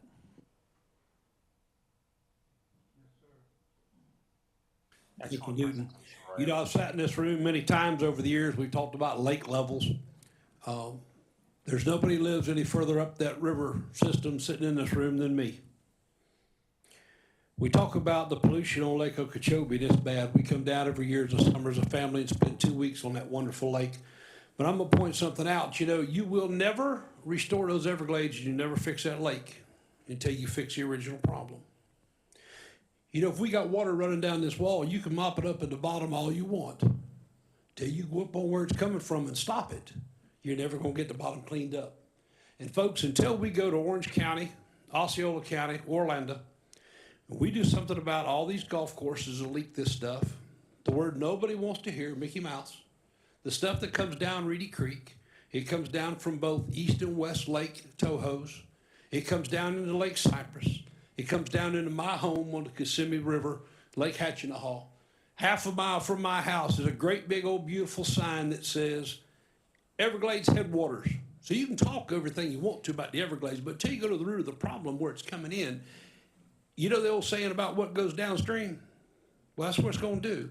And it comes on down through Hatchinahaw and down through the C-36 and C-37 and into the big lake and down the Kissimmee River and ends up in Lake O. And until we start looking further up, we can clean up all we want. Point is, it's still coming down from up there. And I never seem to hear it, not just advocating for my backyard, but I never hear this. And I really think we need to do some real hardcore looking further upstream where the you know what from downstream is coming from. Because until you get it stopped up there, it's just like any kind of leak or any kind of problem in this room. You can change that light bulb all you want, but until you find out why the wiring's goofed up, it's not going to help, folks. And I plead you to come take a look up north. I've had some great talks lately with FWC, a dear friend of sportsman named Tom Grafe, and some things they're looking at doing on there. There's an opportunity coming, but we've got to get some participation further upstream, or you can talk downstream all you want, but that stuff is going to continue to flow. Because I promise you now, if you come to my house, I take you out like Hatchinhall, I'll measure more muck than you'll measure anywhere in Lake O. Promise you. And that's what it's doing. It comes downstream. It happens every year. And you go down by those gates in lakes on Highway 60, there'll be more of it there than whatever. And we get great big rains, open those gates, and it's just like flushing the toilet. Whoosh, and here it all comes back.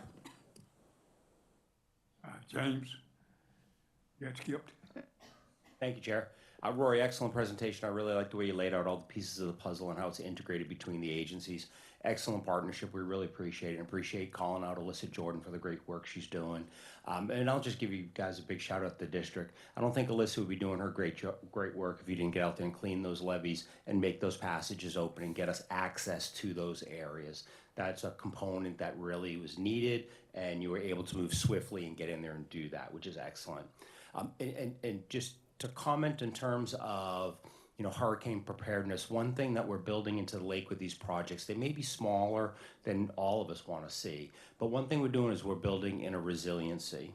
So it's hard to build in a resiliency with small projects to a direct hit of a Category 5 on Lake Okeechobee, but not every hurricane's a direct hit. So as they pass by and tropical storms pass by, this resiliency can really pay some dividends. You mentioned, Chair, you mentioned when the lake came down around 8.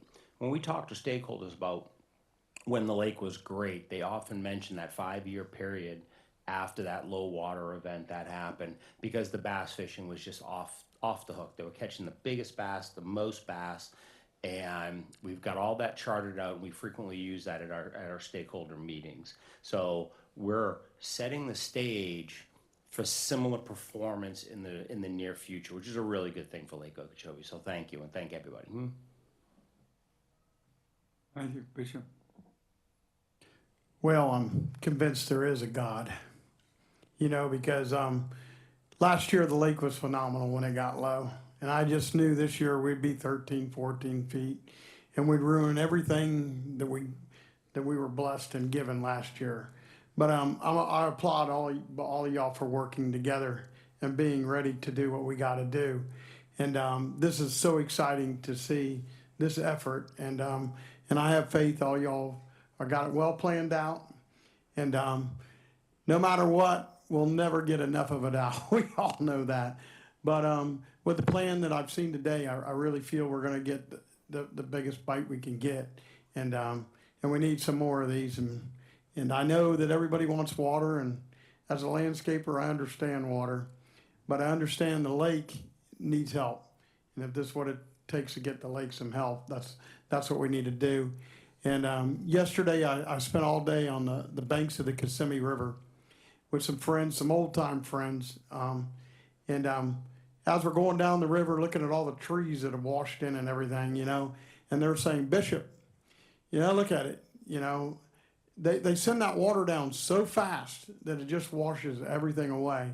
And it basically is what Brad's saying, that when the water gets up, we just flush the toilet and it comes down the river, and all the trees and everything that's washed in the river, and you get to really see it when it's low like this in the sandbars. And they were telling me sometimes at some point that at one lock it's 9 foot higher than the other. Now I know sometimes my boys exaggerate, but I'm going to pay more attention to it. And with that said, I'm asking y'all to maybe look into this a little bit, and let's try to see if we can't come up with a happy norm on that river where we only tried to put and y'all are smarter at this, and I got to tell you, I applaud all y'all for moving water. I wouldn't want your job for 1 minute to try and move water. But with that said, maybe we could make a threshold somewhere as we're coming down the river where we never let it get to 9 feet. Maybe we could find something like a 5 foot or something. And I know, sometimes we got to move it, but I think if we could find listen to the people that are out there all the time, maybe if we could find a threshold where we never let it go more than so many feet in between stages. And I know that might be a dream of mine, but maybe we could look into something like that and make some goals. But I know with all the minds here and the important people here, we could come up with something. But boy, I'm excited to see what y'all are going to do to the lake, and I hope God keeps with it and blesses us with just enough rain to get a sip and make sure this lake gets taken care of. Thank you, Bishop. Yeah, okay. I'm just curious, what do you guys anticipate the lake, how far is it going to drop some more? I know you guys have long-range forecasts and all like that. What are you anticipating?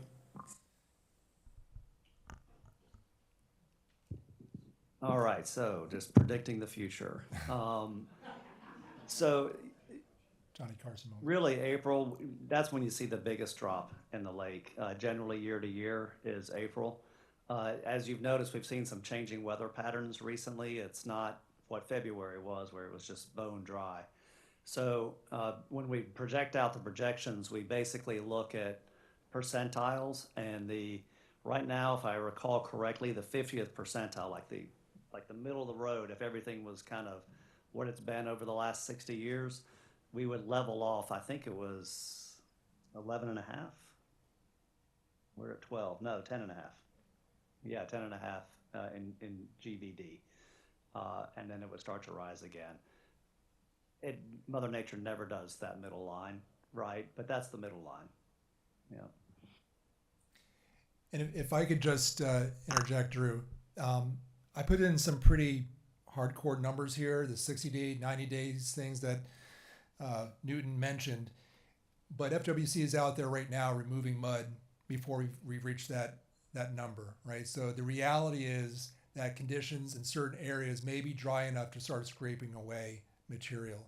So likewise with burning, You know, it's not always a hardcore number. If conditions are right, we have good prevailing winds, we're going to jump on it. Yes, sir. Matt Nelson, FSCA.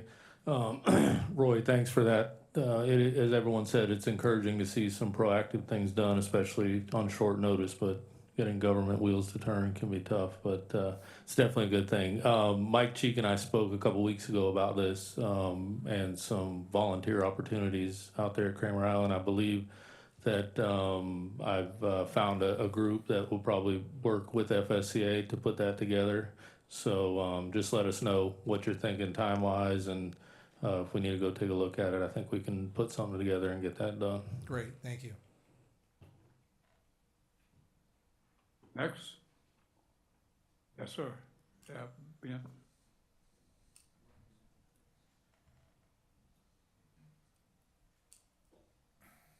Can you hear me? Yep, thanks. Ben Mailer.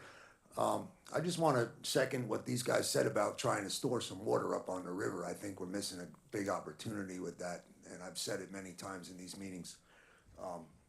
It seems like early teal, and I'm just going to go off of seasons, there's a ton of water up there. And then by the time the regular duck season comes around, you guys just drain it all out. And you could keep it. Some years you have. And I don't know who makes those decisions. But anyway, I had a couple questions on the project. Could you just let me know, like, the scrape you guys did back in, I guess, in '07 or '08 on First Point, how much bigger or smaller or the same size as this scrape area that you're doing? That is a good question. I can answer that. Yeah. So the district in-house team, we worked on about 250,000 cubic yards is what we estimated wet. By the time it consolidated and dried and we moved it, we were down to about 175. So this project, these two projects combined for what they're looking at is a little over 400,000 on the wet side, and it'll consolidate down as well once it's dried to move. But significantly larger than what we did back then. These were two projects that FWC had in the pipeline. They had these things shovel ready with permitting and ready to move on, and immediately got their contractors lined up, and then the district jumped in to support the spoil areas, the haul routes and stuff in order to help them expedite the projects. And we'll see what other things we can do. The boat lock work, we'd like to see 11 or a little lower to get in there, but we could also push up a plug on the end and use some pumps to lower the water levels ourselves. One way or the other, based on these water levels, we're going to complete those two projects this year. Even if we don't get down below 11, we're gonna make it happen. So that's basically the difference between those two. A little more than 400 is ID'd this year, and we were around 250 back in the 2008 timeframe. The 36 Henry Creek area, what are we cleaning there? Just the area between the jetties that's been there for 30 years, or are we actually going to do something with the East Marsh? Within the jetties. Only within the jetties. Same with the J&S, nothing for the marsh, no plan to burn it or anything now that it's dried up? FWC may have an opportunity to burn that northeast part of the lake. So yeah, if there's definitely an opportunity to burn that, they will. All right. Grassy Island and also King's Bar.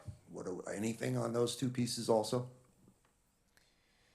That would be, I don't know if we have anybody from FWC that can speak to that on the call. I just know that I think King's Bar is in our prescribed burn area, that if we can get to it. Yeah, so that's in our plan this year. Yep, we agree, and we're gonna burn it if we can, under the right circumstances. Thank you. I really appreciate everything you guys are doing. Thank you. Ben. All right, who's next? Good subject. Do we have anyone on Zoom?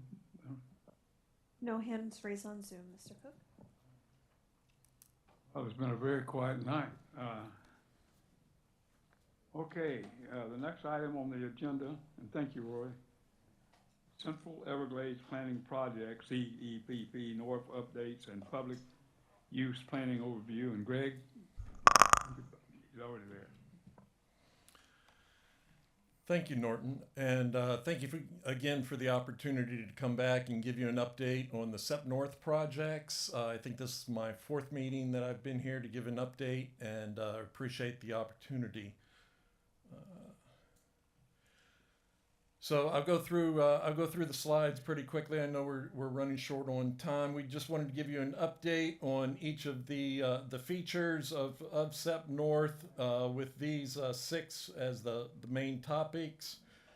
Again, the project purpose of SEP is to increase quality, quantity, timing, and distribution of the water in Central Everglades, and in particular, to provide additional water to the northwest corner of Water Conservation Area 3A to reduce periods of dry out and improve habitat conditions. That's the goal of SEP North.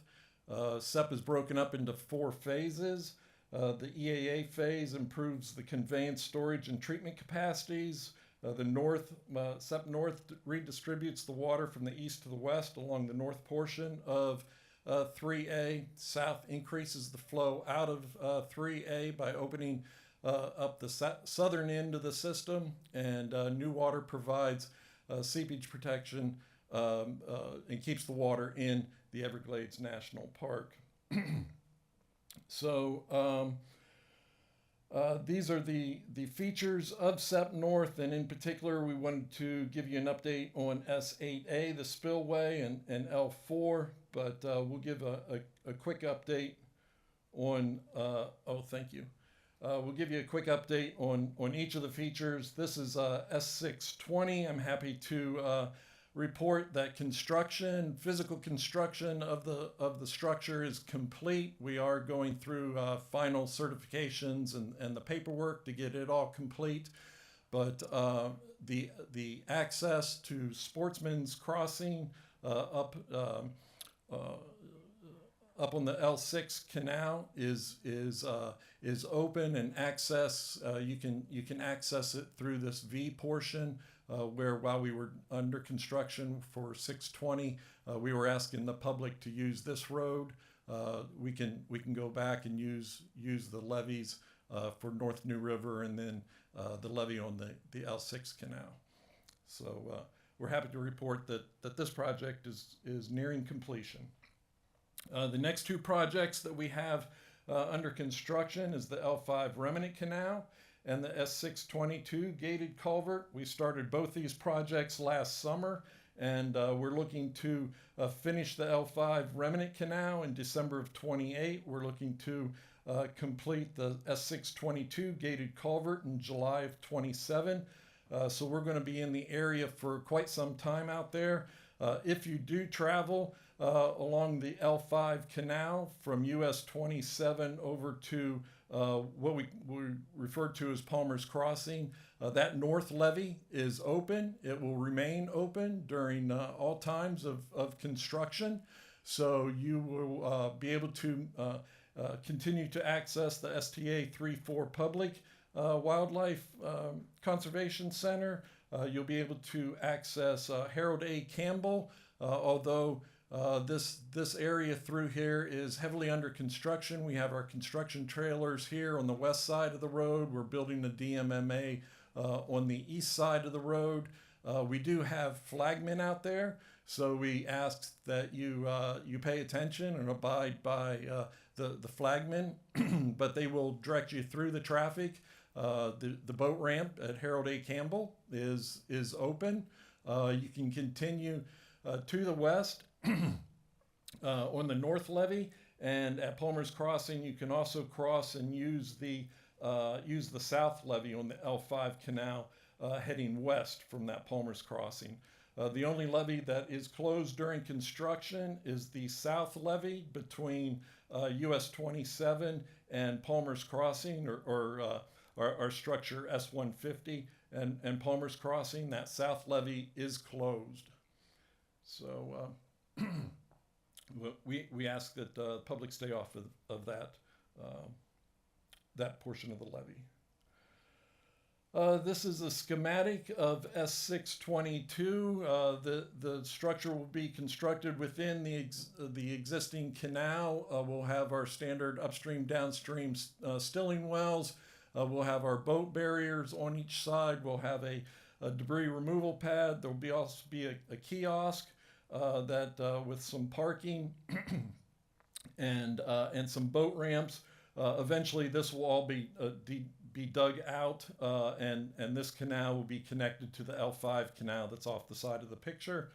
There will be a boat ramp both upstream and downstream of the structure, and for public access into the L5 canal. This is our S8 pump station modification. It is broken up into 2 phases. The first phase was the crane refurbishment. We're finishing up final completions. I'm saying March, that's this month, that we were going to have final completions. Unfortunately, we did hit a snag, and we're probably looking late April, May with completion of the crane. Phase 2, we started construction in September of last year. It's expected to be complete in May of 29. Access across the S8 bridge is as it has been. You can use the north levee. You continue along the Miami Canal on the east side, or you can cross over the bridge to access S8. During certain times of construction on S8, the contractor may need to close down the service bridge, so he will direct traffic to the trash rake. But as the work is completed on the structure itself, then he'll direct traffic back to S8. But you'll still be able to access G404 and then the north levee to the L4 canal. During those times when the contractor is redirecting traffic across S8, we will provide notices on our district webpage to notify those closures. We also are starting up our design on the Miami Canal, and some work is ongoing on the Miami Canal. And in the next month to 2 months, I would suspect that you'll see a little staging area on the east side of Miami Canal, south of the structure. Some of that work that we're doing, and I'll touch base on it in the next couple slides, is that we're doing an avian survey, and we have identified a caracara nest that is right next to the existing boat ramp.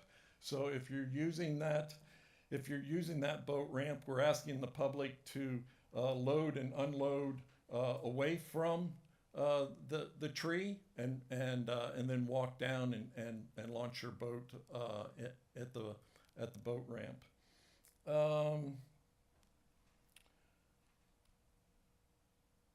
Our next feature is the L4 canal improvements, the distribution features, and the S630 gated culvert. This project is under design. We've completed the survey, we've completed the geotech work. We're anticipating that the design will be done in October. It includes widening nearly 3 miles of the L4 canal. We're widening it to the south, and in doing so, we'll have to relocate the south levee farther south. We're looking to construct 3 culverts through that south levee with spreader swales on the downstream side of each of those culverts, plus an S630 gated culvert on the very west end to provide our continued water needs to the west. We're also looking to design an S8A spillway that is south of S8 pump station, with a new connecting canal that connects the Miami Canal to the L4 canal. We are in design for it. We anticipate that design to be complete in September of 27. For that, we are looking to, this is S8 here. This is a blow up of the S8 schematic. We're looking to relocate the existing buggy ramp that is over here to the west side of the Miami Canal. We'll have some parking on this side, and we're looking at a roughly about a 700-foot, what we're calling a low-level buggy berm to allow buggy access to this to the water conservation to 3A on the west side, and we're looking to do the low-level berm so that we don't end up with a point access and all this disturbance that you see over here at the existing site. We're also looking to do some parking and a kiosk on the east side. We're relocating the existing boat ramp that's on the west side. We'll relocate it on the east side, farther downstream. We'll also provide an airboat launch on the to the Miami Canal on the east side. The next feature is our Miami Canal backfill and vegetated hammocks. The goal of this feature is to backfill approximately 13.5 miles of the Miami Canal, rendering it hydrologically and ecologically invisible, and to restore the historical upland habitat areas. We've been working with FWC staff in identifying the existing spoil piles that we'd like to keep and existing spoil piles that we will be removing. We've broken it up into two different design phases. The first design phase is the temporary access route. The detailed design is ongoing, survey is complete. We're anticipating the design to be complete early next year. It will consist of approximately 15 miles from S8 down to I-75 of a 30-foot wide temporary access route on the east side of Miami Canal, and this would be located along the existing top of bank between the top of bank of the canal and the spoil piles. It won't be on the east side of the spoil pile within the conservation area. We'll be utilizing the spoil piles actually for the access route. Currently, we are conducting some environmental and ecological assessments of the spoil piles. We're also doing the avian survey, and we'll be downing some trees along both sides of the Miami Canal for the next year. We're also doing some soil and sediment sampling within the canal. So if you are fishing, boating in the Miami Canal between S8 and I-75, we just ask that you be careful. We will be out there. We're doing some work. Just be cognizant that there'll be work that's going on in that portion of the canal. The other design work that we're working on is the actual backfill and the vegetated hammocks. Right now we're finishing up the design documentation report, where we've pretty much established all the parameters, and we've vetted a bunch of the design parameters. We're looking to start this summer of 26 into the detailed design of the backfilling, and the design will include backfilling of the canal, construction of the 15 vegetated hammocks. We're looking to do a kiosk shelter and an educational trail and parking, and that is, I'll go to the next slide. The PIR identified the one shelter here. We're looking to maybe relocate that down at the very southern end of the project, right off of I-75, and do an educational, make one of the vegetated hammocks a educational experience where you can walk out and there'll be placards and informational boards there. So in review, the PIR identified 3 different shelters and key access points, and we've maintained those. One will be at the L5, one will be at S8A, and the third again will be down south at the south end of Miami Canal. Other features for SEP North design, we are leaving the north levee of the L5 levee will remain open 24/7 throughout construction, although we are closing the south remnant canal to the public. We are providing 2 boat ramps on the L5 canal with parking, and we'll maintain the vehicle access across the L5 canal, so you'll have access to the west end of the L5 levee. We're relocating L4 levee buggies and the boat ramp on the Miami Canal, and public currently has open access to the entire length of the L4 and the L5 levees from US 27 through S8 24/7, and continuous access to Rotenberger and Holy Lands. So with that, I would be happy to answer any questions. Okay. Bishop? Okay, right. All right, Tom? Thank you, Bishop. Yeah, I just want to thank the district for helping us with maintaining that recreational access there. That was really important to us to make sure that we still were able to get people out to those WMAs and enjoy the area.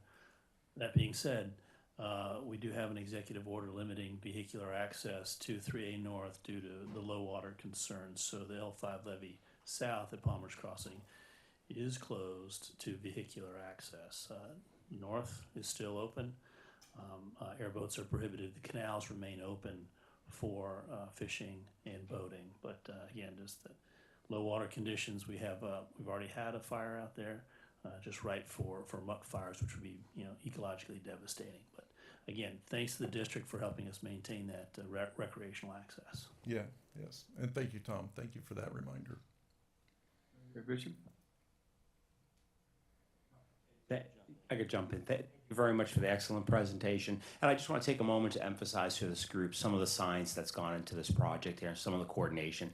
You saw all the lines on there where the access points are and the structures are. There have been countless hours of meetings between FWC, the Water Management District, and the contractors working out these different access points, working out the levee constructions. They're doing the heavy lifting on what levee designs look like. But our teams are bringing in things for the ecology, the access, and the hunter's access. Also in terms of the spoil islands and creating tree islands in the Miami Canal, creating vegetated hammocks in the Miami Canal. That's some of the best science that's happening in Everglades restoration right now. And it's going to continue for decades once those are built. They're going to be really viable habitats. There's been a lot of thought process put into what the planting designs are going to be, where they're going to be located, how they're located for erosion, what islands get left behind. FWC has gone out multiple times over the last decade and surveyed the islands to determine which ones had greater ecological value and which ones had less ecological value. So the ones with less ecological value are being donated, basically being used as part of the construction project. But because our partners at the Corps and our partners at the district are working really well with us through this, we're able to identify those ones with high ecological value and leave them untouched throughout the construction project. That's really big. It's really easy for you've all seen construction projects in your neighborhood. It's really easy to come in and block everything off and bulldoze everything and build a new neighborhood. It's much more complicated to pick and choose what gets left behind. So it's we see that as a great achievement, but also those islands that are left behind have high ecological value. They're going to carry over seeds, resources, wildlife to the islands, to the vegetated hammocks that are going to be constructed under Everglades restoration. So it's an excellent feedback loop, and keep your eyes on it. It's going to take a little while, but it's really good science going forward into the program for conservation. Thank you. I also wanted to say thank you for the Sportsman's Crossing access. When you first came here a couple of years ago, I thought I was done out there. But y'all have really kept that open. It's been a little tricky here and there, but other than that, it's you could travel through there with a boat pretty easy, and I thank y'all for working around that, because I know it would have been easier to just say you ain't coming through here right now till we got done. And I see the same thing happening, on the Rotenberger Holy Land Levy too. And like these other two gentlemen said, it's been a chore working with all of the different agencies to make sure that we get all of our little everybody gets their little piece of the pie. And it's a pleasure to see it come together. I know we're petrified of what it's gonna create, but, that's part of, living with, this changing South Florida. And I wanna thank these, other couple guys I know have spent a lot of time in those meetings, making sure all those islands and all that was preserved and all of our culture was taken care of. Again, thank you everybody for working together on this project. And I got faith we'll probably get the best we could get, and not all of us will be 100% happy, but I'm hoping we leave the table with 80% happy. Thank you. John? All right, please state your name before you make your comment. John Rozier for the Full Track Club of Dade County. Being one of the few here, of James and all that sat in the original set meetings 20 years ago. Yeah, some 20, 23 years ago. Coming down here with Freddie Fisicelli and all, and getting what we got compared to what they were gonna do. And a lot of you, younger. So anyways, I want to thank the Corps and FWC and all, that we were able to work together. And I can tell you, going to other agency meetings and all, you don't get the kind of support, or they listen to you, and these rec meetings have helped tremendously. So I want to thank everybody for that. Like I said, it's been a long time, and I don't know if I'll be around to see it finally finished, but I will see a lot of it starting up in the north end. My only other question is, the temporary road that you're gonna put out, that's on the west side of the Miami, the west side, right? East side. East side, East side, yep. okay.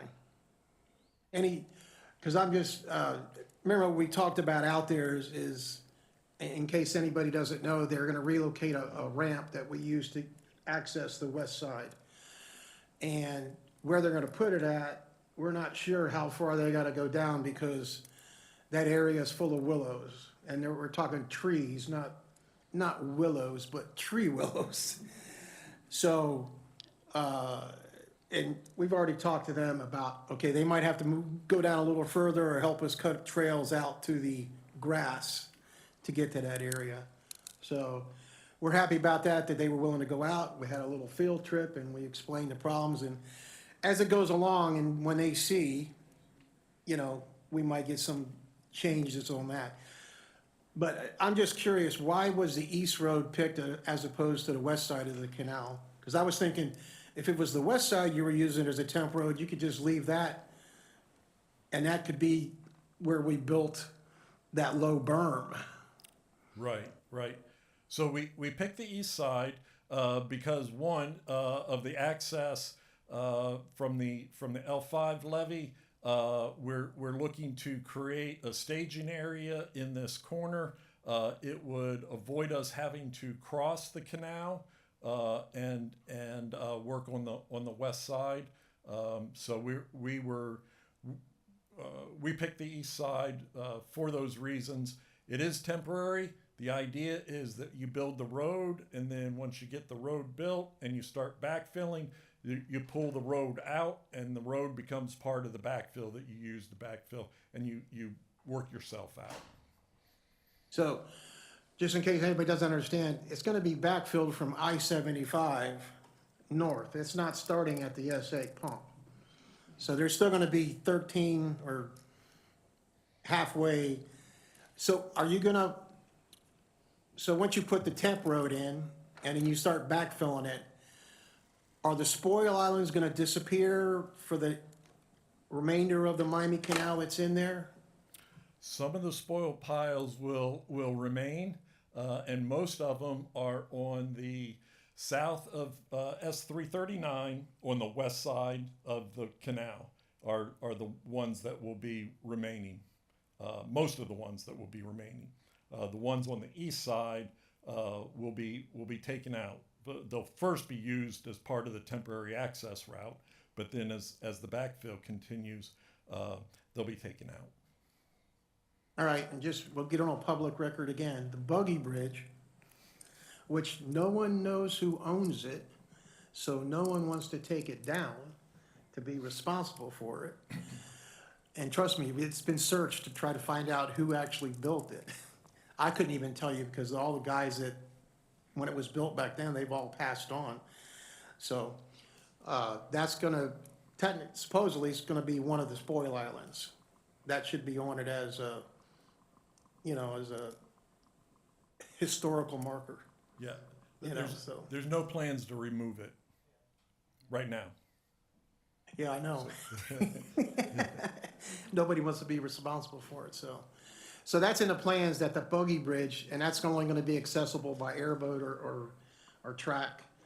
And then also between the east and the west side, and the Buggy Bridge would be a perfect island to do it at, is when they degrade it's gonna be super sloppy, so there's not gonna be technically where we can go from the east to the west side now over the Buggy Bridge. That they don't make us a hard road between the two, but they just make it like a weir. So if the water gets real low, yeah, you might see it, but normally it'll be hard packed. Because if not, to try to go from the east to the west side, when this is all done, I don't care how good of a track you got, you're gonna get stuck. So hopefully, but that'll be down the road that, what, 5 years? You figure probably till? Yeah, if we're lucky, yeah. Gonna be cool looking though. Thank you, John. Run around, yes, sir. State your name for the record, Will. Marshall Jones from Max Fish Camp. And a couple of questions regarding the presentation, which was a great one. Thank you very much, sir. The S339 kiosk being moved or omitted and placed south at I-75. I suppose that makes good sense considering the construction aspects, but my question really is why? What's the necessity of maintaining a 30-foot wide ingress during construction process while the canal is being backfilled? And then secondly, the spoil mounds, it was stated that some of the spoil mounds there will be trees left on them. I'd like to know what trees will be left species-wise and what creates that determination. Also, James Erskine said something about quantifying or, measuring the ecological welfare of the spoil mounds, and I'd like to know what quantifies your measurements. May I address that? Yep, absolutely. So FWC staff has done vegetation enhancements on some of the spoil islands on the Miami Canal south of the Buggy Bridge that was mentioned. And on some of them, at one point in time, back in the late 70s, there was muck put up on the islands. Well, those islands were then followed up with tree plantings. The islands that weren't treated with muck are still basically bare rock. It's a vast difference. So we have one island that we characterize as low ecological value. It's still an island, but it's usually very steep. It's very rock in nature. If you go up there, you're tripping on coral rock the size of softballs and baseballs. And the vegetation is largely just reed grasses and stuff like that. The ones we planted have a diverse vegetation group. There's a few that very dense cypress on them. There's some with pond apple. There is a lot of maple out there that was planted that has sustained over the years.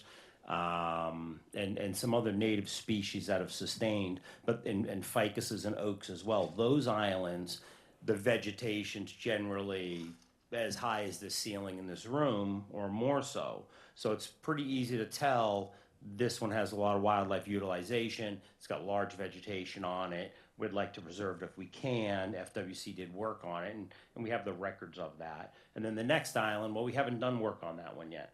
So, we're more amenable to using that one as part of the construction project.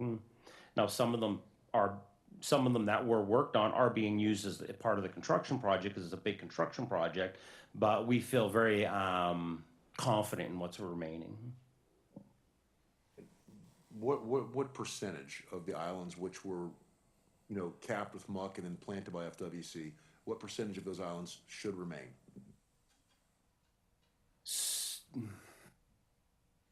A good amount. I think it's 27, I think is the number off the top of my head, but I'd have to look back at that. What I can do is I can supply you a map of that, where they are with the GPS coordinates. I can follow up after this and supply that to you. It's all part of the design record.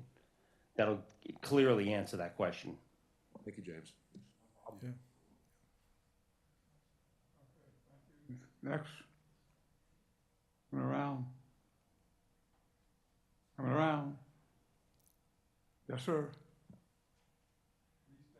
Like to just reiterate about the buggy access on the west side through all those, like you said, those are pretty thick trees over there. And you mentioned that, everybody's funneling in through one spot right now.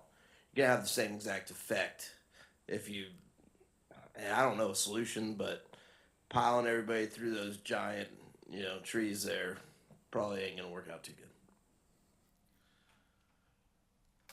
So we're looking at the maps and we're the new levee and this new canal will take up a lot of that willow.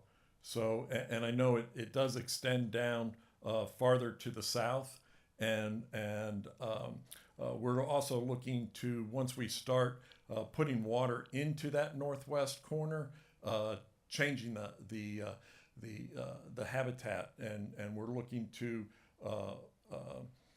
reduce the willow. The project is looking to reduce the willow in that area and reestablish the native vegetation.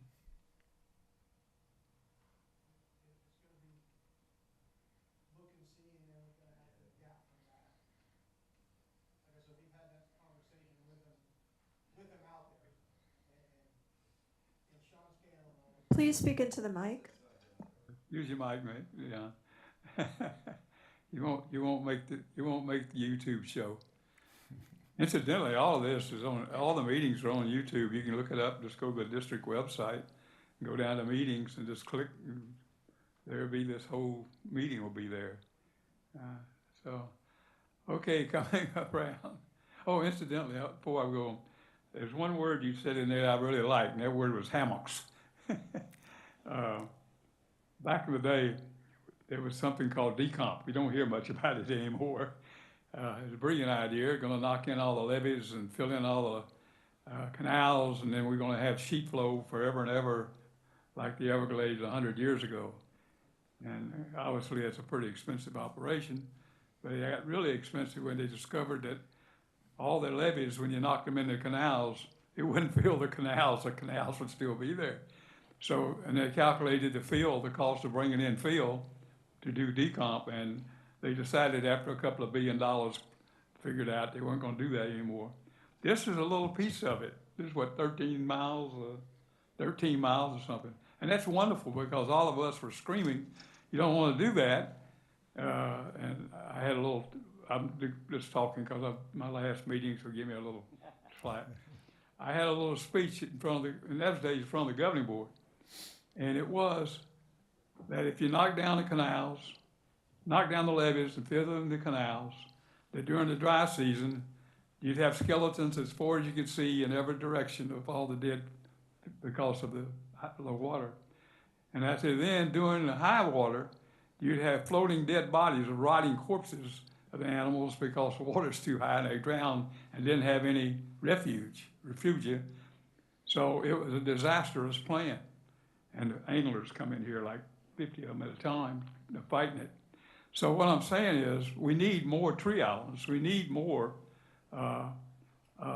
hammocks, and it's very much appreciated to get them. And it's kind of, this was, I'm talking 20 years ago, but it was a real idea. You have to watch these agencies when they come up with these brilliant ideas, and they don't look at them like we do when we're out there all the time. And so this is very much appreciated, incidentally. Okay, next, what are we on next? Yes, sir. We have Kyle Archaki, followed by Daniel Watson. Hey guys, how you doing? Sorry I couldn't be there in person tonight. Thanks for the presentation. And I appreciate keeping the access open along that L5. That's the main access my family uses to get into our camp there.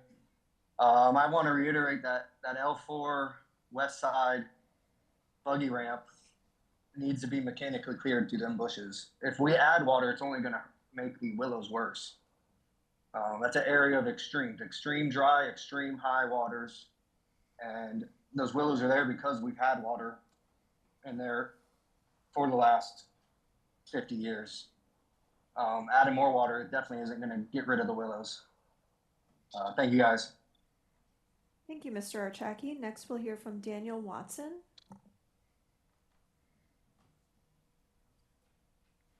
Good evening, everybody. Again, sorry I couldn't be there in person. I appreciate you all being there, Bishop, Brad, Matt, John, and Mr. Bartlett, Mr. Cook, Mr. Reinhardt. I just want to reiterate what everyone else is saying. I do appreciate all the public access being taken into consideration with this ongoing construction project. It's a big undertaking, and when you guys listen to us and do your best to maintain public access, it goes a long way for the stakeholders in backing a project like this. And with the upcoming, I'm already thinking about August, hunting season, perhaps at the next recreation meeting, should be sometime, I think June. Maybe we can get just one more update on public access prior to hunting season coming. I can't support enough the building of the tree islands out there. You know, we've lost probably 80% of the tree islands since the beginning of all this with water inundation.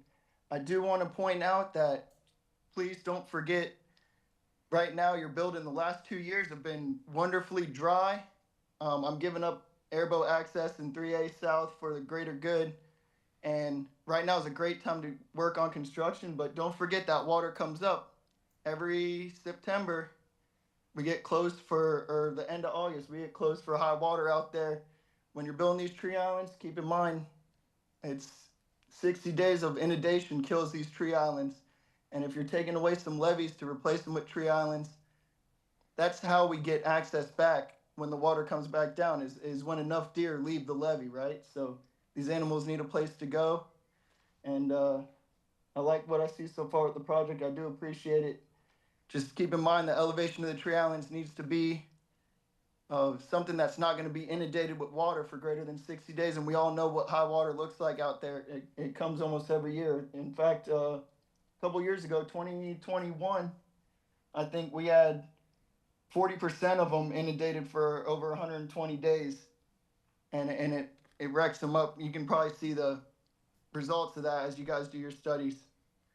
But thanks again for public access, and thank you guys for showing up in person. I appreciate it. Thank you, Mr. Watson. We have no additional hands raised, Mr. Cook. Thank you very much. Great presentation. A lot of things of interest in it, I might add. Okay, number 7 on the agenda, recreational project and facility updates from Mike Cheek. Mike, you ready? Yes, sir. Thank you, Newton. Thank you all, as always, for coming out again this evening. Thank you, Newton, for all your years of service. Much appreciated. Congratulations again. I've got big shoes to fill with Dan retiring, but do my best. Very thankful for the opportunity to work with you all. And Bishop, congratulations. Look forward to working with you and all the other user groups in this room into the future. So we've been up to a lot since the last Rec Forum meeting, so I just want to share with you what we've been doing since September. You might have seen there was a ribbon cutting ceremony in the C-139 FEB recently. That was for construction completion. Public use is not yet allowed there, but we're working on a public use plan. So there'll be parking at the base of the levee off of Deer Fence Canal Road. There'll be a boat launch. There'll be no trailers. This will be trolling motors only, kind of like the A1 FEB. And eventually there'll be a kiosk with interpretive signage on the northwest corner there to allow access to that 2,800 acres. Just zooming in on the northwest corner, this is the public access point. There'll be an electric gate controlling entry into the FEB. Just move east there towards the yellow parking lot there. There's a boat ramp loop. So whatever folks can have on the roof of their car or in the back of their truck, they can launch there at the boat launch and circle back to the parking area. Vehicles will not be allowed on the levee as in the A1 FEB. Hours will be similar to the A1, Friday through Monday, sunrise to sunset, except the A1 is 24 hours. That's kind of an anomaly in many ways. Activities will be similar: wildlife viewing, hiking, biking, canoeing, kayaking, john boat access, and again, trolling motors only, fishing, and then quota waterfowl and alligator hunts. So look for this to happen hopefully by this fall. We'll have to work diligently to get that ready for the fall. The C44 STA rec features should be complete by next month. So we've got 2 kiosks, interpretive signage, 2 concrete restrooms have been installed. There's now 4 shelters out there with picnic tables throughout the STA cells and the reservoir. Public use is still currently limited though just to Audubon birding tours and quota waterfowl and alligator hunts. That's in part because of the electric gate access off of Citrus Boulevard. That's a limiting factor. Managing those hours, it'll be open again Friday through Monday. And we're working diligently with FPL to get that electric gate installed. So look for that for hopefully this fall. These are just some shots. The shelter at the reservoir on the left. That's the STA parking lot on the right with the concrete bathroom. This is in Miami-Dade County. This is a brand new public use area associated with the Biscayne Bay coastal wetlands called the Cutler Flowway Public Use Area off of Southwest 97th Ave in the town of Cutler Bay. And one of the big engineering features here is this concrete lined flowway. During high waters, it'll divert fresh water into the Cutler Wetlands mangrove marsh there by way of a spreader canal instead of having the direct discharges out of the S21 into Biscayne Bay.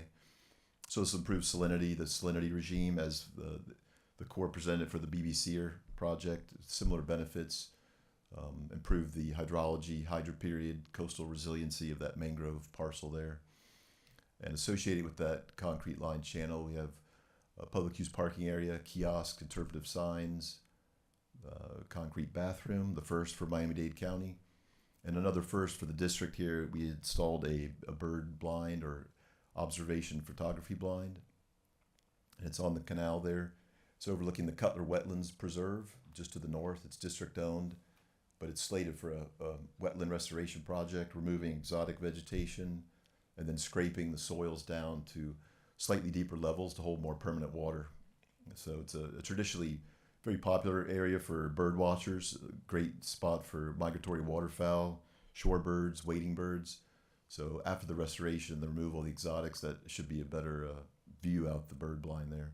So hopefully that should get a lot of use at this kind of urban natural area interface there in Cutler Bay. Another first for the district is a bike path.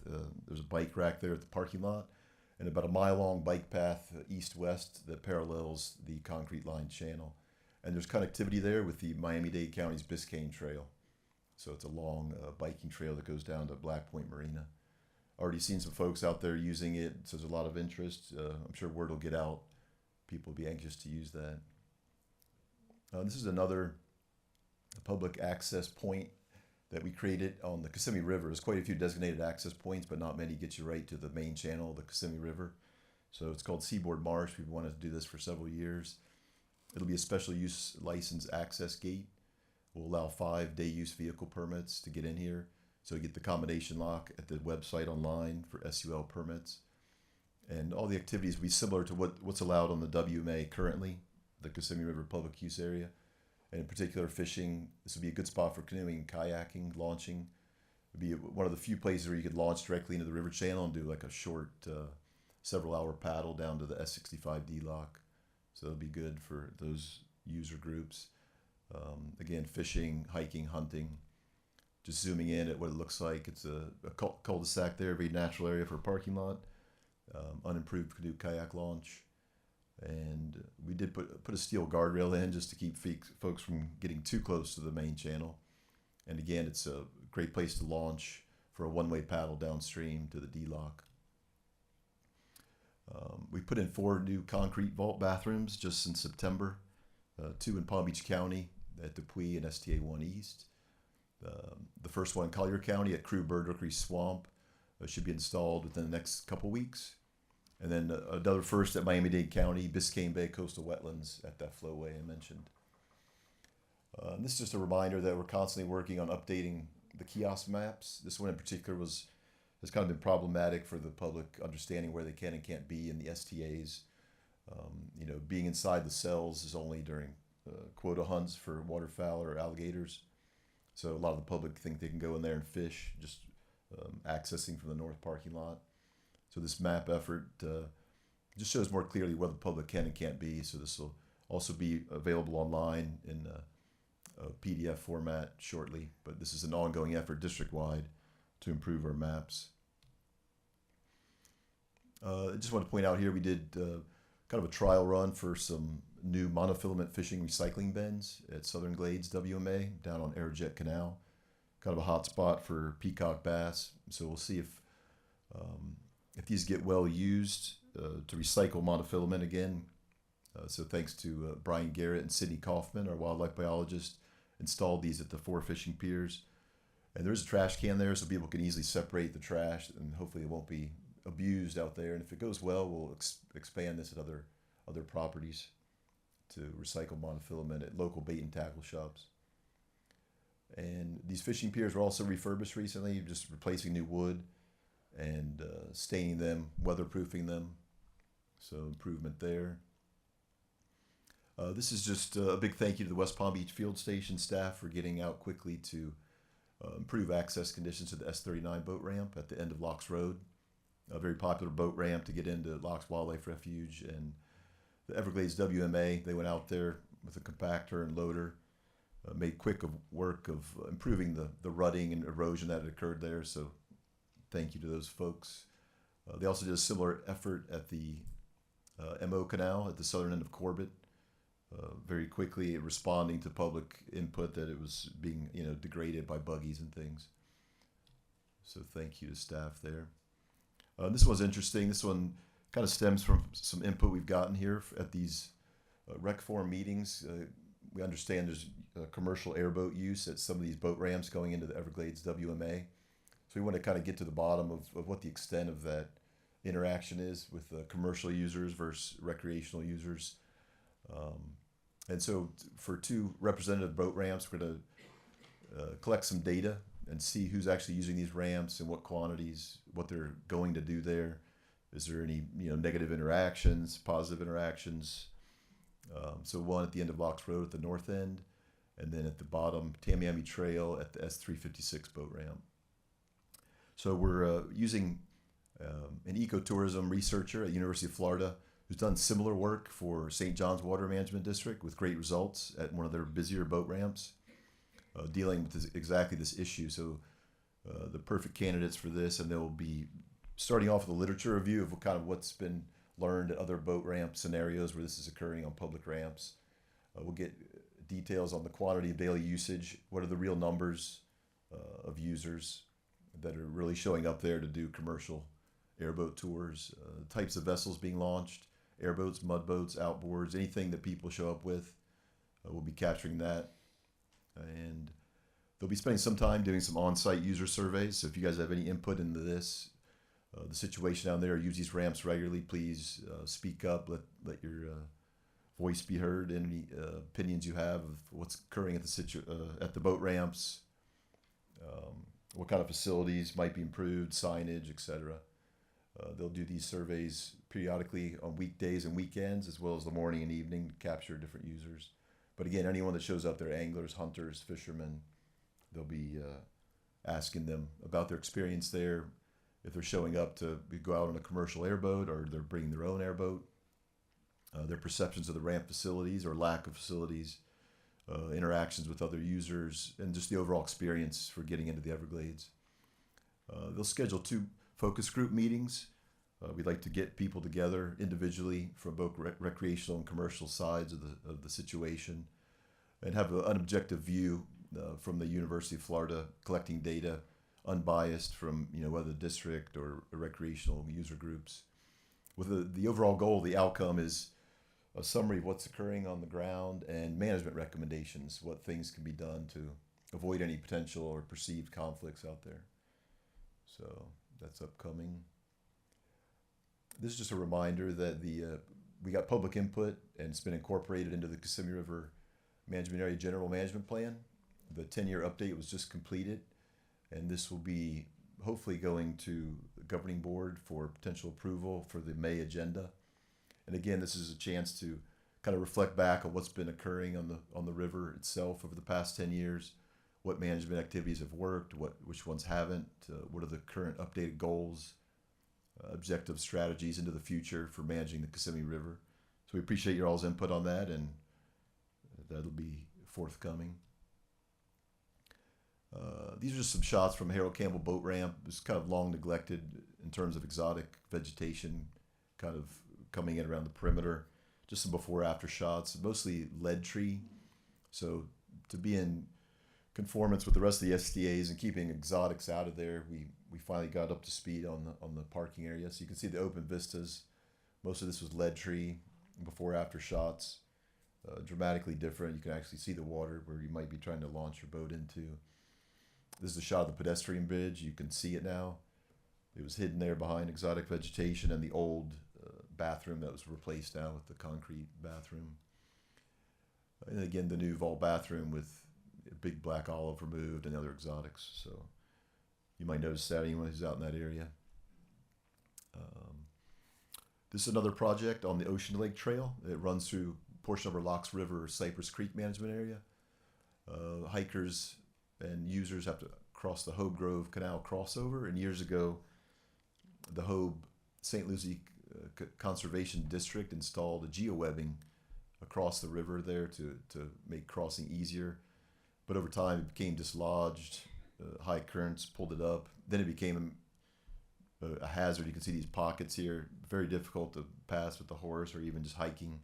So we went in there with mini excavator, ripped out the geowebbing, left some of the rock material there. You can see the aftershot on the right side, much easier to pass, much safer, and cleared the vegetation as well. So we have some happy hikers there. And that's a great hike if no one's ever done it. The Ocean Lake Trail is very popular this time of year. It's a 60-mile trail from Lake O to Hobe Sound. And yeah, so someone was mentioning getting into the backcountry. This is a way to do it. It's roughly a 4-day hike. And this, we've had over 30 Audubon-led tours, also a few district-led just since September. We have agreements with local Audubon chapters, Martin County, Hendry Glades, and Audubon Everglades. And we have agreements to make sure there's no conflicts of interest with hunting activities, construction. But these are well attended. It's a great way to get out into Everglades habitat in a vehicle on a nice, comfortable levee and see an amazing amount of Everglades wildlife, wading birds, migratory shorebirds, waterfowl, and with professional guides essentially helping you identify the birds. A great convenient way. We get great turnouts. So they had, Martin did several Lakeside Ranch STA in the C-44 for the first time this year in the C-44. Hendry Glades did C-139, 3 tours initially in the FEB. STA 5-6 had 7. And then Audubon Everglades did STA 2, 1 west and 1 east. And then several were led by our own wildlife biologist, Brian Garrett and Sydney Kaufman. So again, if you haven't participated in these, it's a great way to get out, like I said, into the Everglades marsh, although it's constructed, engineered, simulated, but it doesn't require an airboat or any special equipment to get out there. So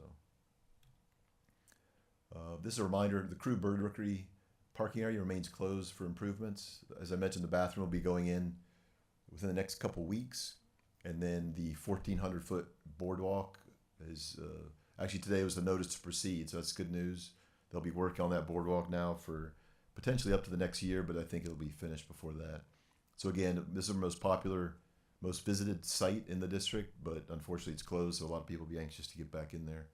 And it will be a beautiful boardwalk once complete. And this is just a notice about new signage installed at the Rocky Glades public small game hunting area. As you know from previous meetings, we expanded the small game hunting area to the north by over 5,000 acres of new huntable land. This is down in Miami-Dade County. As a result of this, we put in new signage to just better delineate the no hunting zones. So this is showing the no hunting zone at the southern end off of Ingram Highway and the Rocky Glades parking lot there in the corner. And again, no really loss of hunting area. It's just the signage is more in congruence with the WMA brochure now. So that is the no hunting zone there. There's two parking areas there at the Rocky Frog Pond to the right, and then a small parking area there as you head towards Everglades National Park. And then at the north end, this is part of the expansion area. This is the no hunting zone up there, giving a buffer to the housing on the north. There's FPL easement or FPL property we don't own, and then a remote control airport in there. So no hunting zones, and they're clearly marked on the ground now, so it should be straightforward. And there in the middle there, we're working on a north parking entrance. So hopefully this will be ready to go by this fall as well. Another access point we're working on there. And yeah, if anyone's looking for a good opportunity, yeah, leaving the site one day after putting out signage, there was a huge, like a 9-foot python just right in the middle of the road at like 7 in the evening. So there's some opportunities out there for hunting. As someone mentioned, it's super easy to find pythons, right? You just drive down a levee. But that was the biggest one I've come across. It was pretty exciting. So you can't go in there at night, but it's just hiking and biking, so it's a little tough. This is to follow up to what Greg was mentioning about the Miami Canal backfill. They are working out there currently, and we did allow public access to occur while they're clearing vegetation, looking for listed species on those spoil piles. And they're working from north to south in the first phase, which is currently going from the S8 down to the S339 structure. So just be aware of that. There's a large barge. It'll take up quite a bit of the channel if you're boating in there. And there's vegetation shredders that you need to be aware of as you approach any operating equipment. And then the second phase, they'll remobilize and go down to I-75 and then work from south to north up to where they left off at the S339. And again, thanks to the project managers for allowing that to stay open while the work's occurring, because it could potentially have shut down. This is just an updated map of the current burn bans in Florida and reminding anyone camping on their properties, there's no campfires allowed, as well as conducting prescribed burns in these counties currently. And finally, an upcoming Kissimmee River Volunteer Project. This has been going on now for probably 10 years plus, sponsored by FSCA, as well as the Lake Okeechobee Airboat Association. We're going to do another volunteer event Saturday, May 2nd. So if anyone would like to participate, in the past we've removed a lot of debris over the years from the floodplain and installed new public use signage. So always welcome to new volunteers showing up there. As Rory mentioned, they're a well-oiled machine, great bunch of guys that get out there, crank out a lot of work in a very short amount of time. So we're very appreciative of those folks. And if you'd like to join, contact Matt Nelson there or Bishop as well to get in on the action. And that's all I've got. Thank you all. And Newton will get you out of here before 8. I think your record is going to hold. Hopefully. You had me looking at my clock there for a while. No, thank you so much. That's the most positive presentation during any of these meetings is when they go through all the projects that they've completed, the projects that are planned, and the projects that are coming. I think anybody that sits through this presentation when it's done understands the complexity and the large deal that recreation is on the district. I mean, you probably looked at 50 different things, all tied to recreation. Now, we're going to do two things at once. We're going to ask questions, and I'm going to go around, and if you have any comments about any of the other projects or anything you'd like to see, you can make that comment too, and that will get us out by 8 o'clock. I just want to say lastly, thank you again. It's just an incredible thing to see this room full. And Drew will tell you at every one of these meetings, I remind him, we outdraw the governing board meetings, every one. And that is a good thing. Okay, starting to the left. If you have any questions for Mike, or if you have any comments about what you want on the next meeting is June the 22nd, June 22nd, starting left. Bishop. Newton, I just want to say thank you for all those years, and I have some big shoes to fill, and I'm going to do my best. And Mike, I'm looking forward to sitting down and working with you on some of this. And Dan, thanks for all the years and all the great projects. It was really an honor. Now I know we're cutting it short, but I just want to say at this room, there's an opportunity for us to put a mud park together out at 20 Mile Bend. And I know it has nothing to do with you, it has a lot to do with FWC, but it has a lot to do with water management land too. Because there's an opportunity there to get some of these people out of our wildlife management areas and out of our South Florida water management land. There's money and there's an opportunity there, and it needs to be put together basically from FWC and from Palm Beach County. But it's been sitting there for 10 years, and I guess it's time to start talking about it, especially when you see development working its way out there.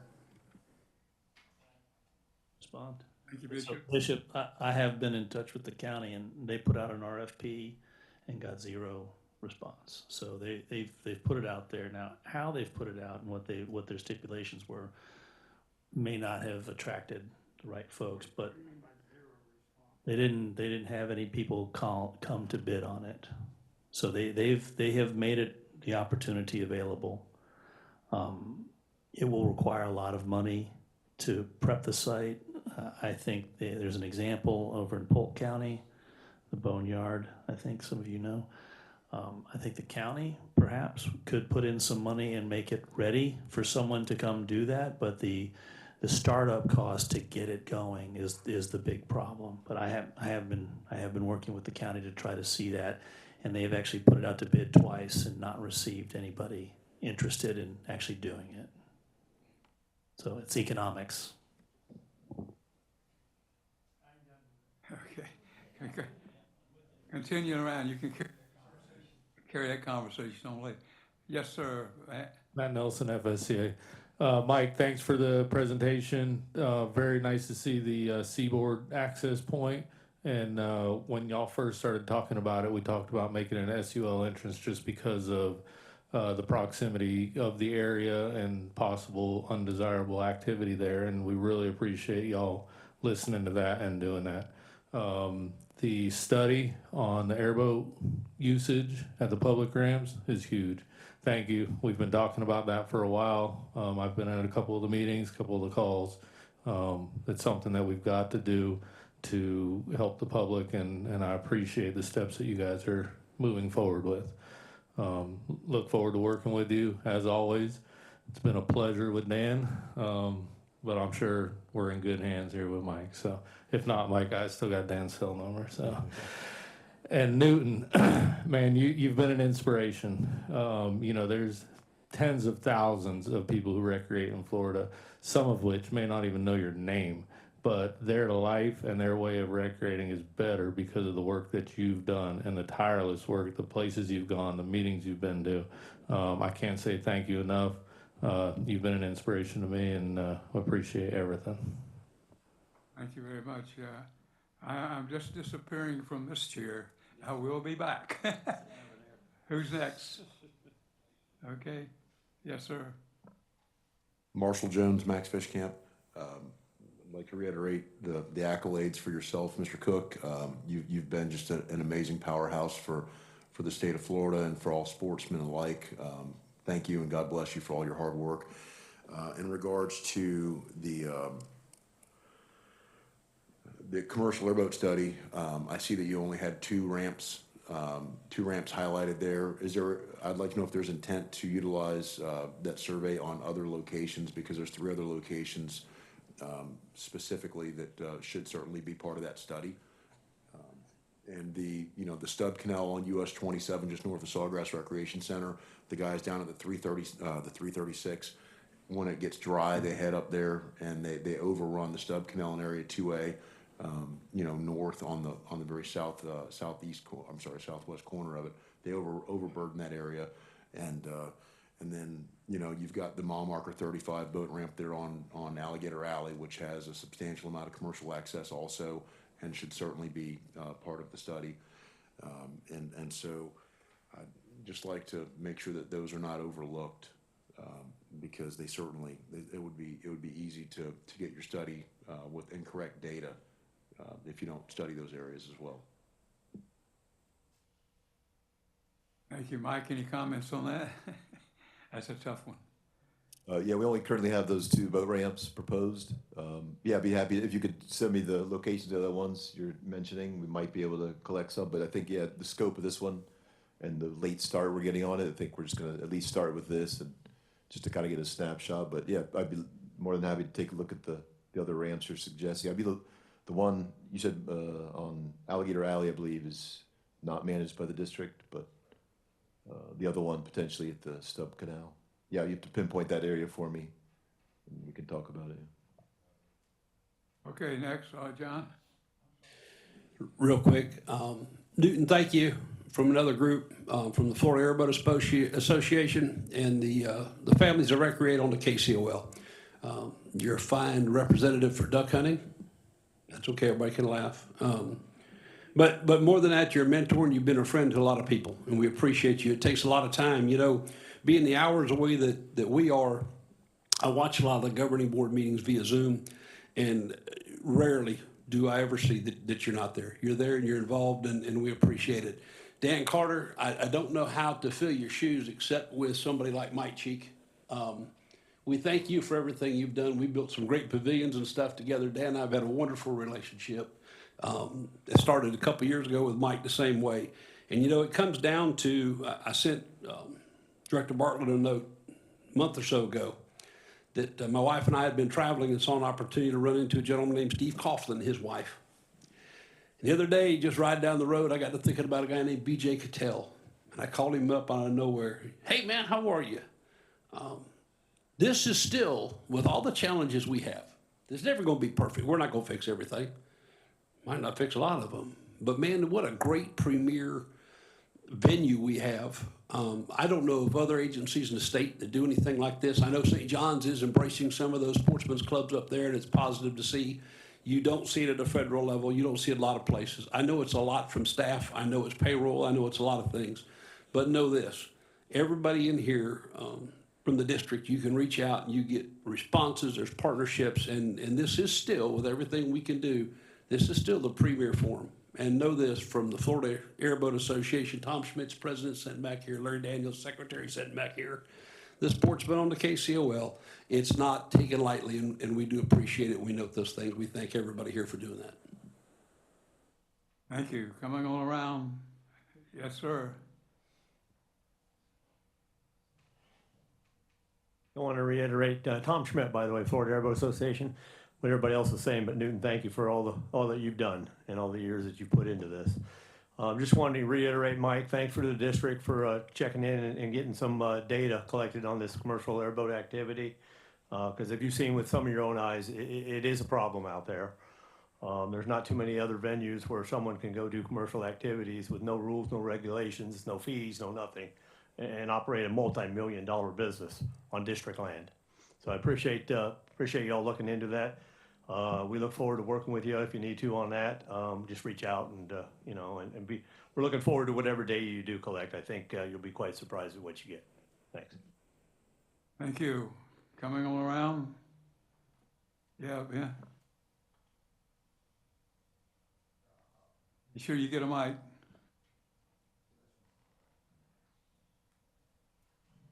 I had a question on the A2 Fed, well, actually A1 and A2. Originally we were paddling only, and then it went to electric motors, and the place is huge. I'd really like to make the suggestion for South Florida Water Management to do a 10 horsepower or less. St. John's Water Management District has a few of those. I think it's missing, and it would be a perfect place for that. You could still launch a small canoe or a john boat out of the back of the truck, so there's no trailers involved. Carry a small outboard, throw it on there, and be able to get around in that place, because that's the problem. I've recreated in there a few times duck hunting, and also It's exceptional bass fishing in there. It's really good largemouth bass fishing, but you can't get anywhere. I used 2 lithium batteries and still had to paddle back about a half a mile, and I didn't get anywhere. I think that's a one big suggestion I would love for you guys to take into consideration. And then I have some other ones. Lakeside STA and the Nubbin Slough STA, in the very beginning when we built those, you guys built those, I live in Martin County, and went to the meetings for those, and we were told up and down, you can't hunt those because they're too small. You can't hunt them, they're too small. But 2 years ago, you guys held a youth hunt in there, and the safety reason was that what we were told was why you can't hunt there, but then we let youth hunt in there. I mean, to me, that doesn't make any sense. So I would like to have like a all-day use permit like you did with C-44, 5 permits maybe for the Nubbin Slough and Lakeside. I think that would be a good suggestion to be brought up to these meetings. I think that's about it. Thank you, Ben. Coming on around? Yes, I'm sorry. Thank you, Newton. Just want to echo the same sentiments as some of my colleagues over here. Thank you for your years of service to you and Dan. I'm looking forward to seeing Bishop step in, but it's going to be sad to see you go away. You've been an inspiration, as many of us have said, for a lot of people. And Mike wanted to comment on, thank you for getting out there to the end of Locks Road and regrading that particular area. I'm looking forward to giving and getting feedback on the boat ramps and the commercial usage that's out there. And I want to say that we've been seeing a lot of change on Locks Road. Obviously, it's expanding. It's 3-laning and getting some roundabouts and things of that nature. But there's $1 million to $2 million homes being built at the end of Locks Road, which is going to change the landscape drastically. So I think this is perfect timing. So thank you for that, and looking forward to those meetings. Thank you. Yeah, Ben, again. Yeah, I wanted to reiterate the admiration for Newton. I met Newton 25 years ago, and it's UWF's 25-year anniversary, and he's been a huge, huge person in recreation, duck hunting, and outdoor activities for South Florida. And thank you very much, Newton. Been a great friendship. Thank you. Coming around. Coming around. Yes, sir.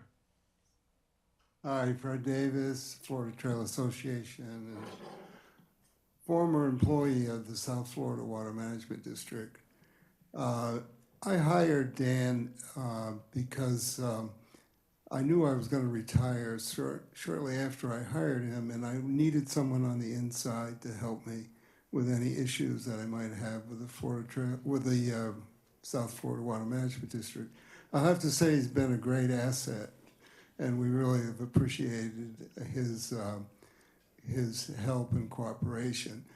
So Mike, you know, now you're my man on the inside, and I expect the same kind of service that we got from Dan. So, you know, he's got some pretty big shoes to fill, but I'm pretty confident that you'll be able to handle them. I just want to make a few comments about your presentation, which I appreciated. We really, really appreciated all the help you gave us on that Hope Grove issue, that Hope Grove Canal issue. Yeah, that was becoming literally unsafe to try to slog your way through that crossing. And we could never have done what you guys did in one day. And we also appreciate the help you had on the issue that we had with the potential bicycles crossing the canal, you know, where we had to make sure that they weren't going to, you know, get injured or anything. Final comment, we would actually recommend that you do the Ocean to Lake hiking trail in 6 days rather than 4, because everybody thinks backpacking in Florida is easy. It's not. We don't have any hills to climb, but we do have water, and we do have other, and you want to take your time to appreciate the trail. And I would also just like to point out that there is something in Florida called the Florida National Scenic Trail. We're the only state in the union that has its own National Scenic Trail entirely in one state. And I bring that up because it's almost, let's say, it's 1,500 miles, something like that. But the public land agency that has the most Florida National Scenic Trail is the South Florida Water Management District. So we appreciate your help with the Florida National Scenic Trail also. Newton, it's been a great run. Enjoy retirement again, and yeah. Thank you, Newton, for all you've done. It's been fun. All right, anyone else? Well, huh?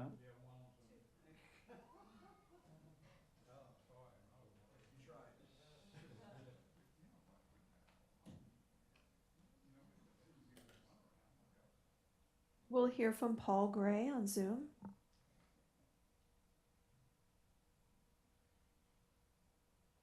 Please unmute, Mr. Gray. Hi, folks. Paul Gray from Audubon. Mostly I raised my hand just to try to make this meeting run as far over time as I can for Newton's last. but but no, Newton, thanks so much for your work sustaining this forum. You know, it hasn't been years, it's been decades. And I think one of the keys to your success is there's a whole lot of people who want to go out and enjoy Florida's lands, and they have a lot of different goals, and some of the groups are kind of nervous around each other, or they even scared of each other. And you've done a really good job of inviting different groups in and saying, please come talk to the group, and so all of us can hear what you're out there for and what makes an enjoyable Florida experience, and so we all can understand each other better. So I just really appreciate that inclusive environment. And thanks again. I know you won't sit down and be quiet. That's your nature, and thanks for sticking up for the lake. But anyway, thank you. That's all. Thank you, Dr. Gray. We have no additional raised hands. Okay. I just want to say one more time, thanks to everybody. And over the years, so many hundreds of people that have made this job, and it is a job, enjoyable. And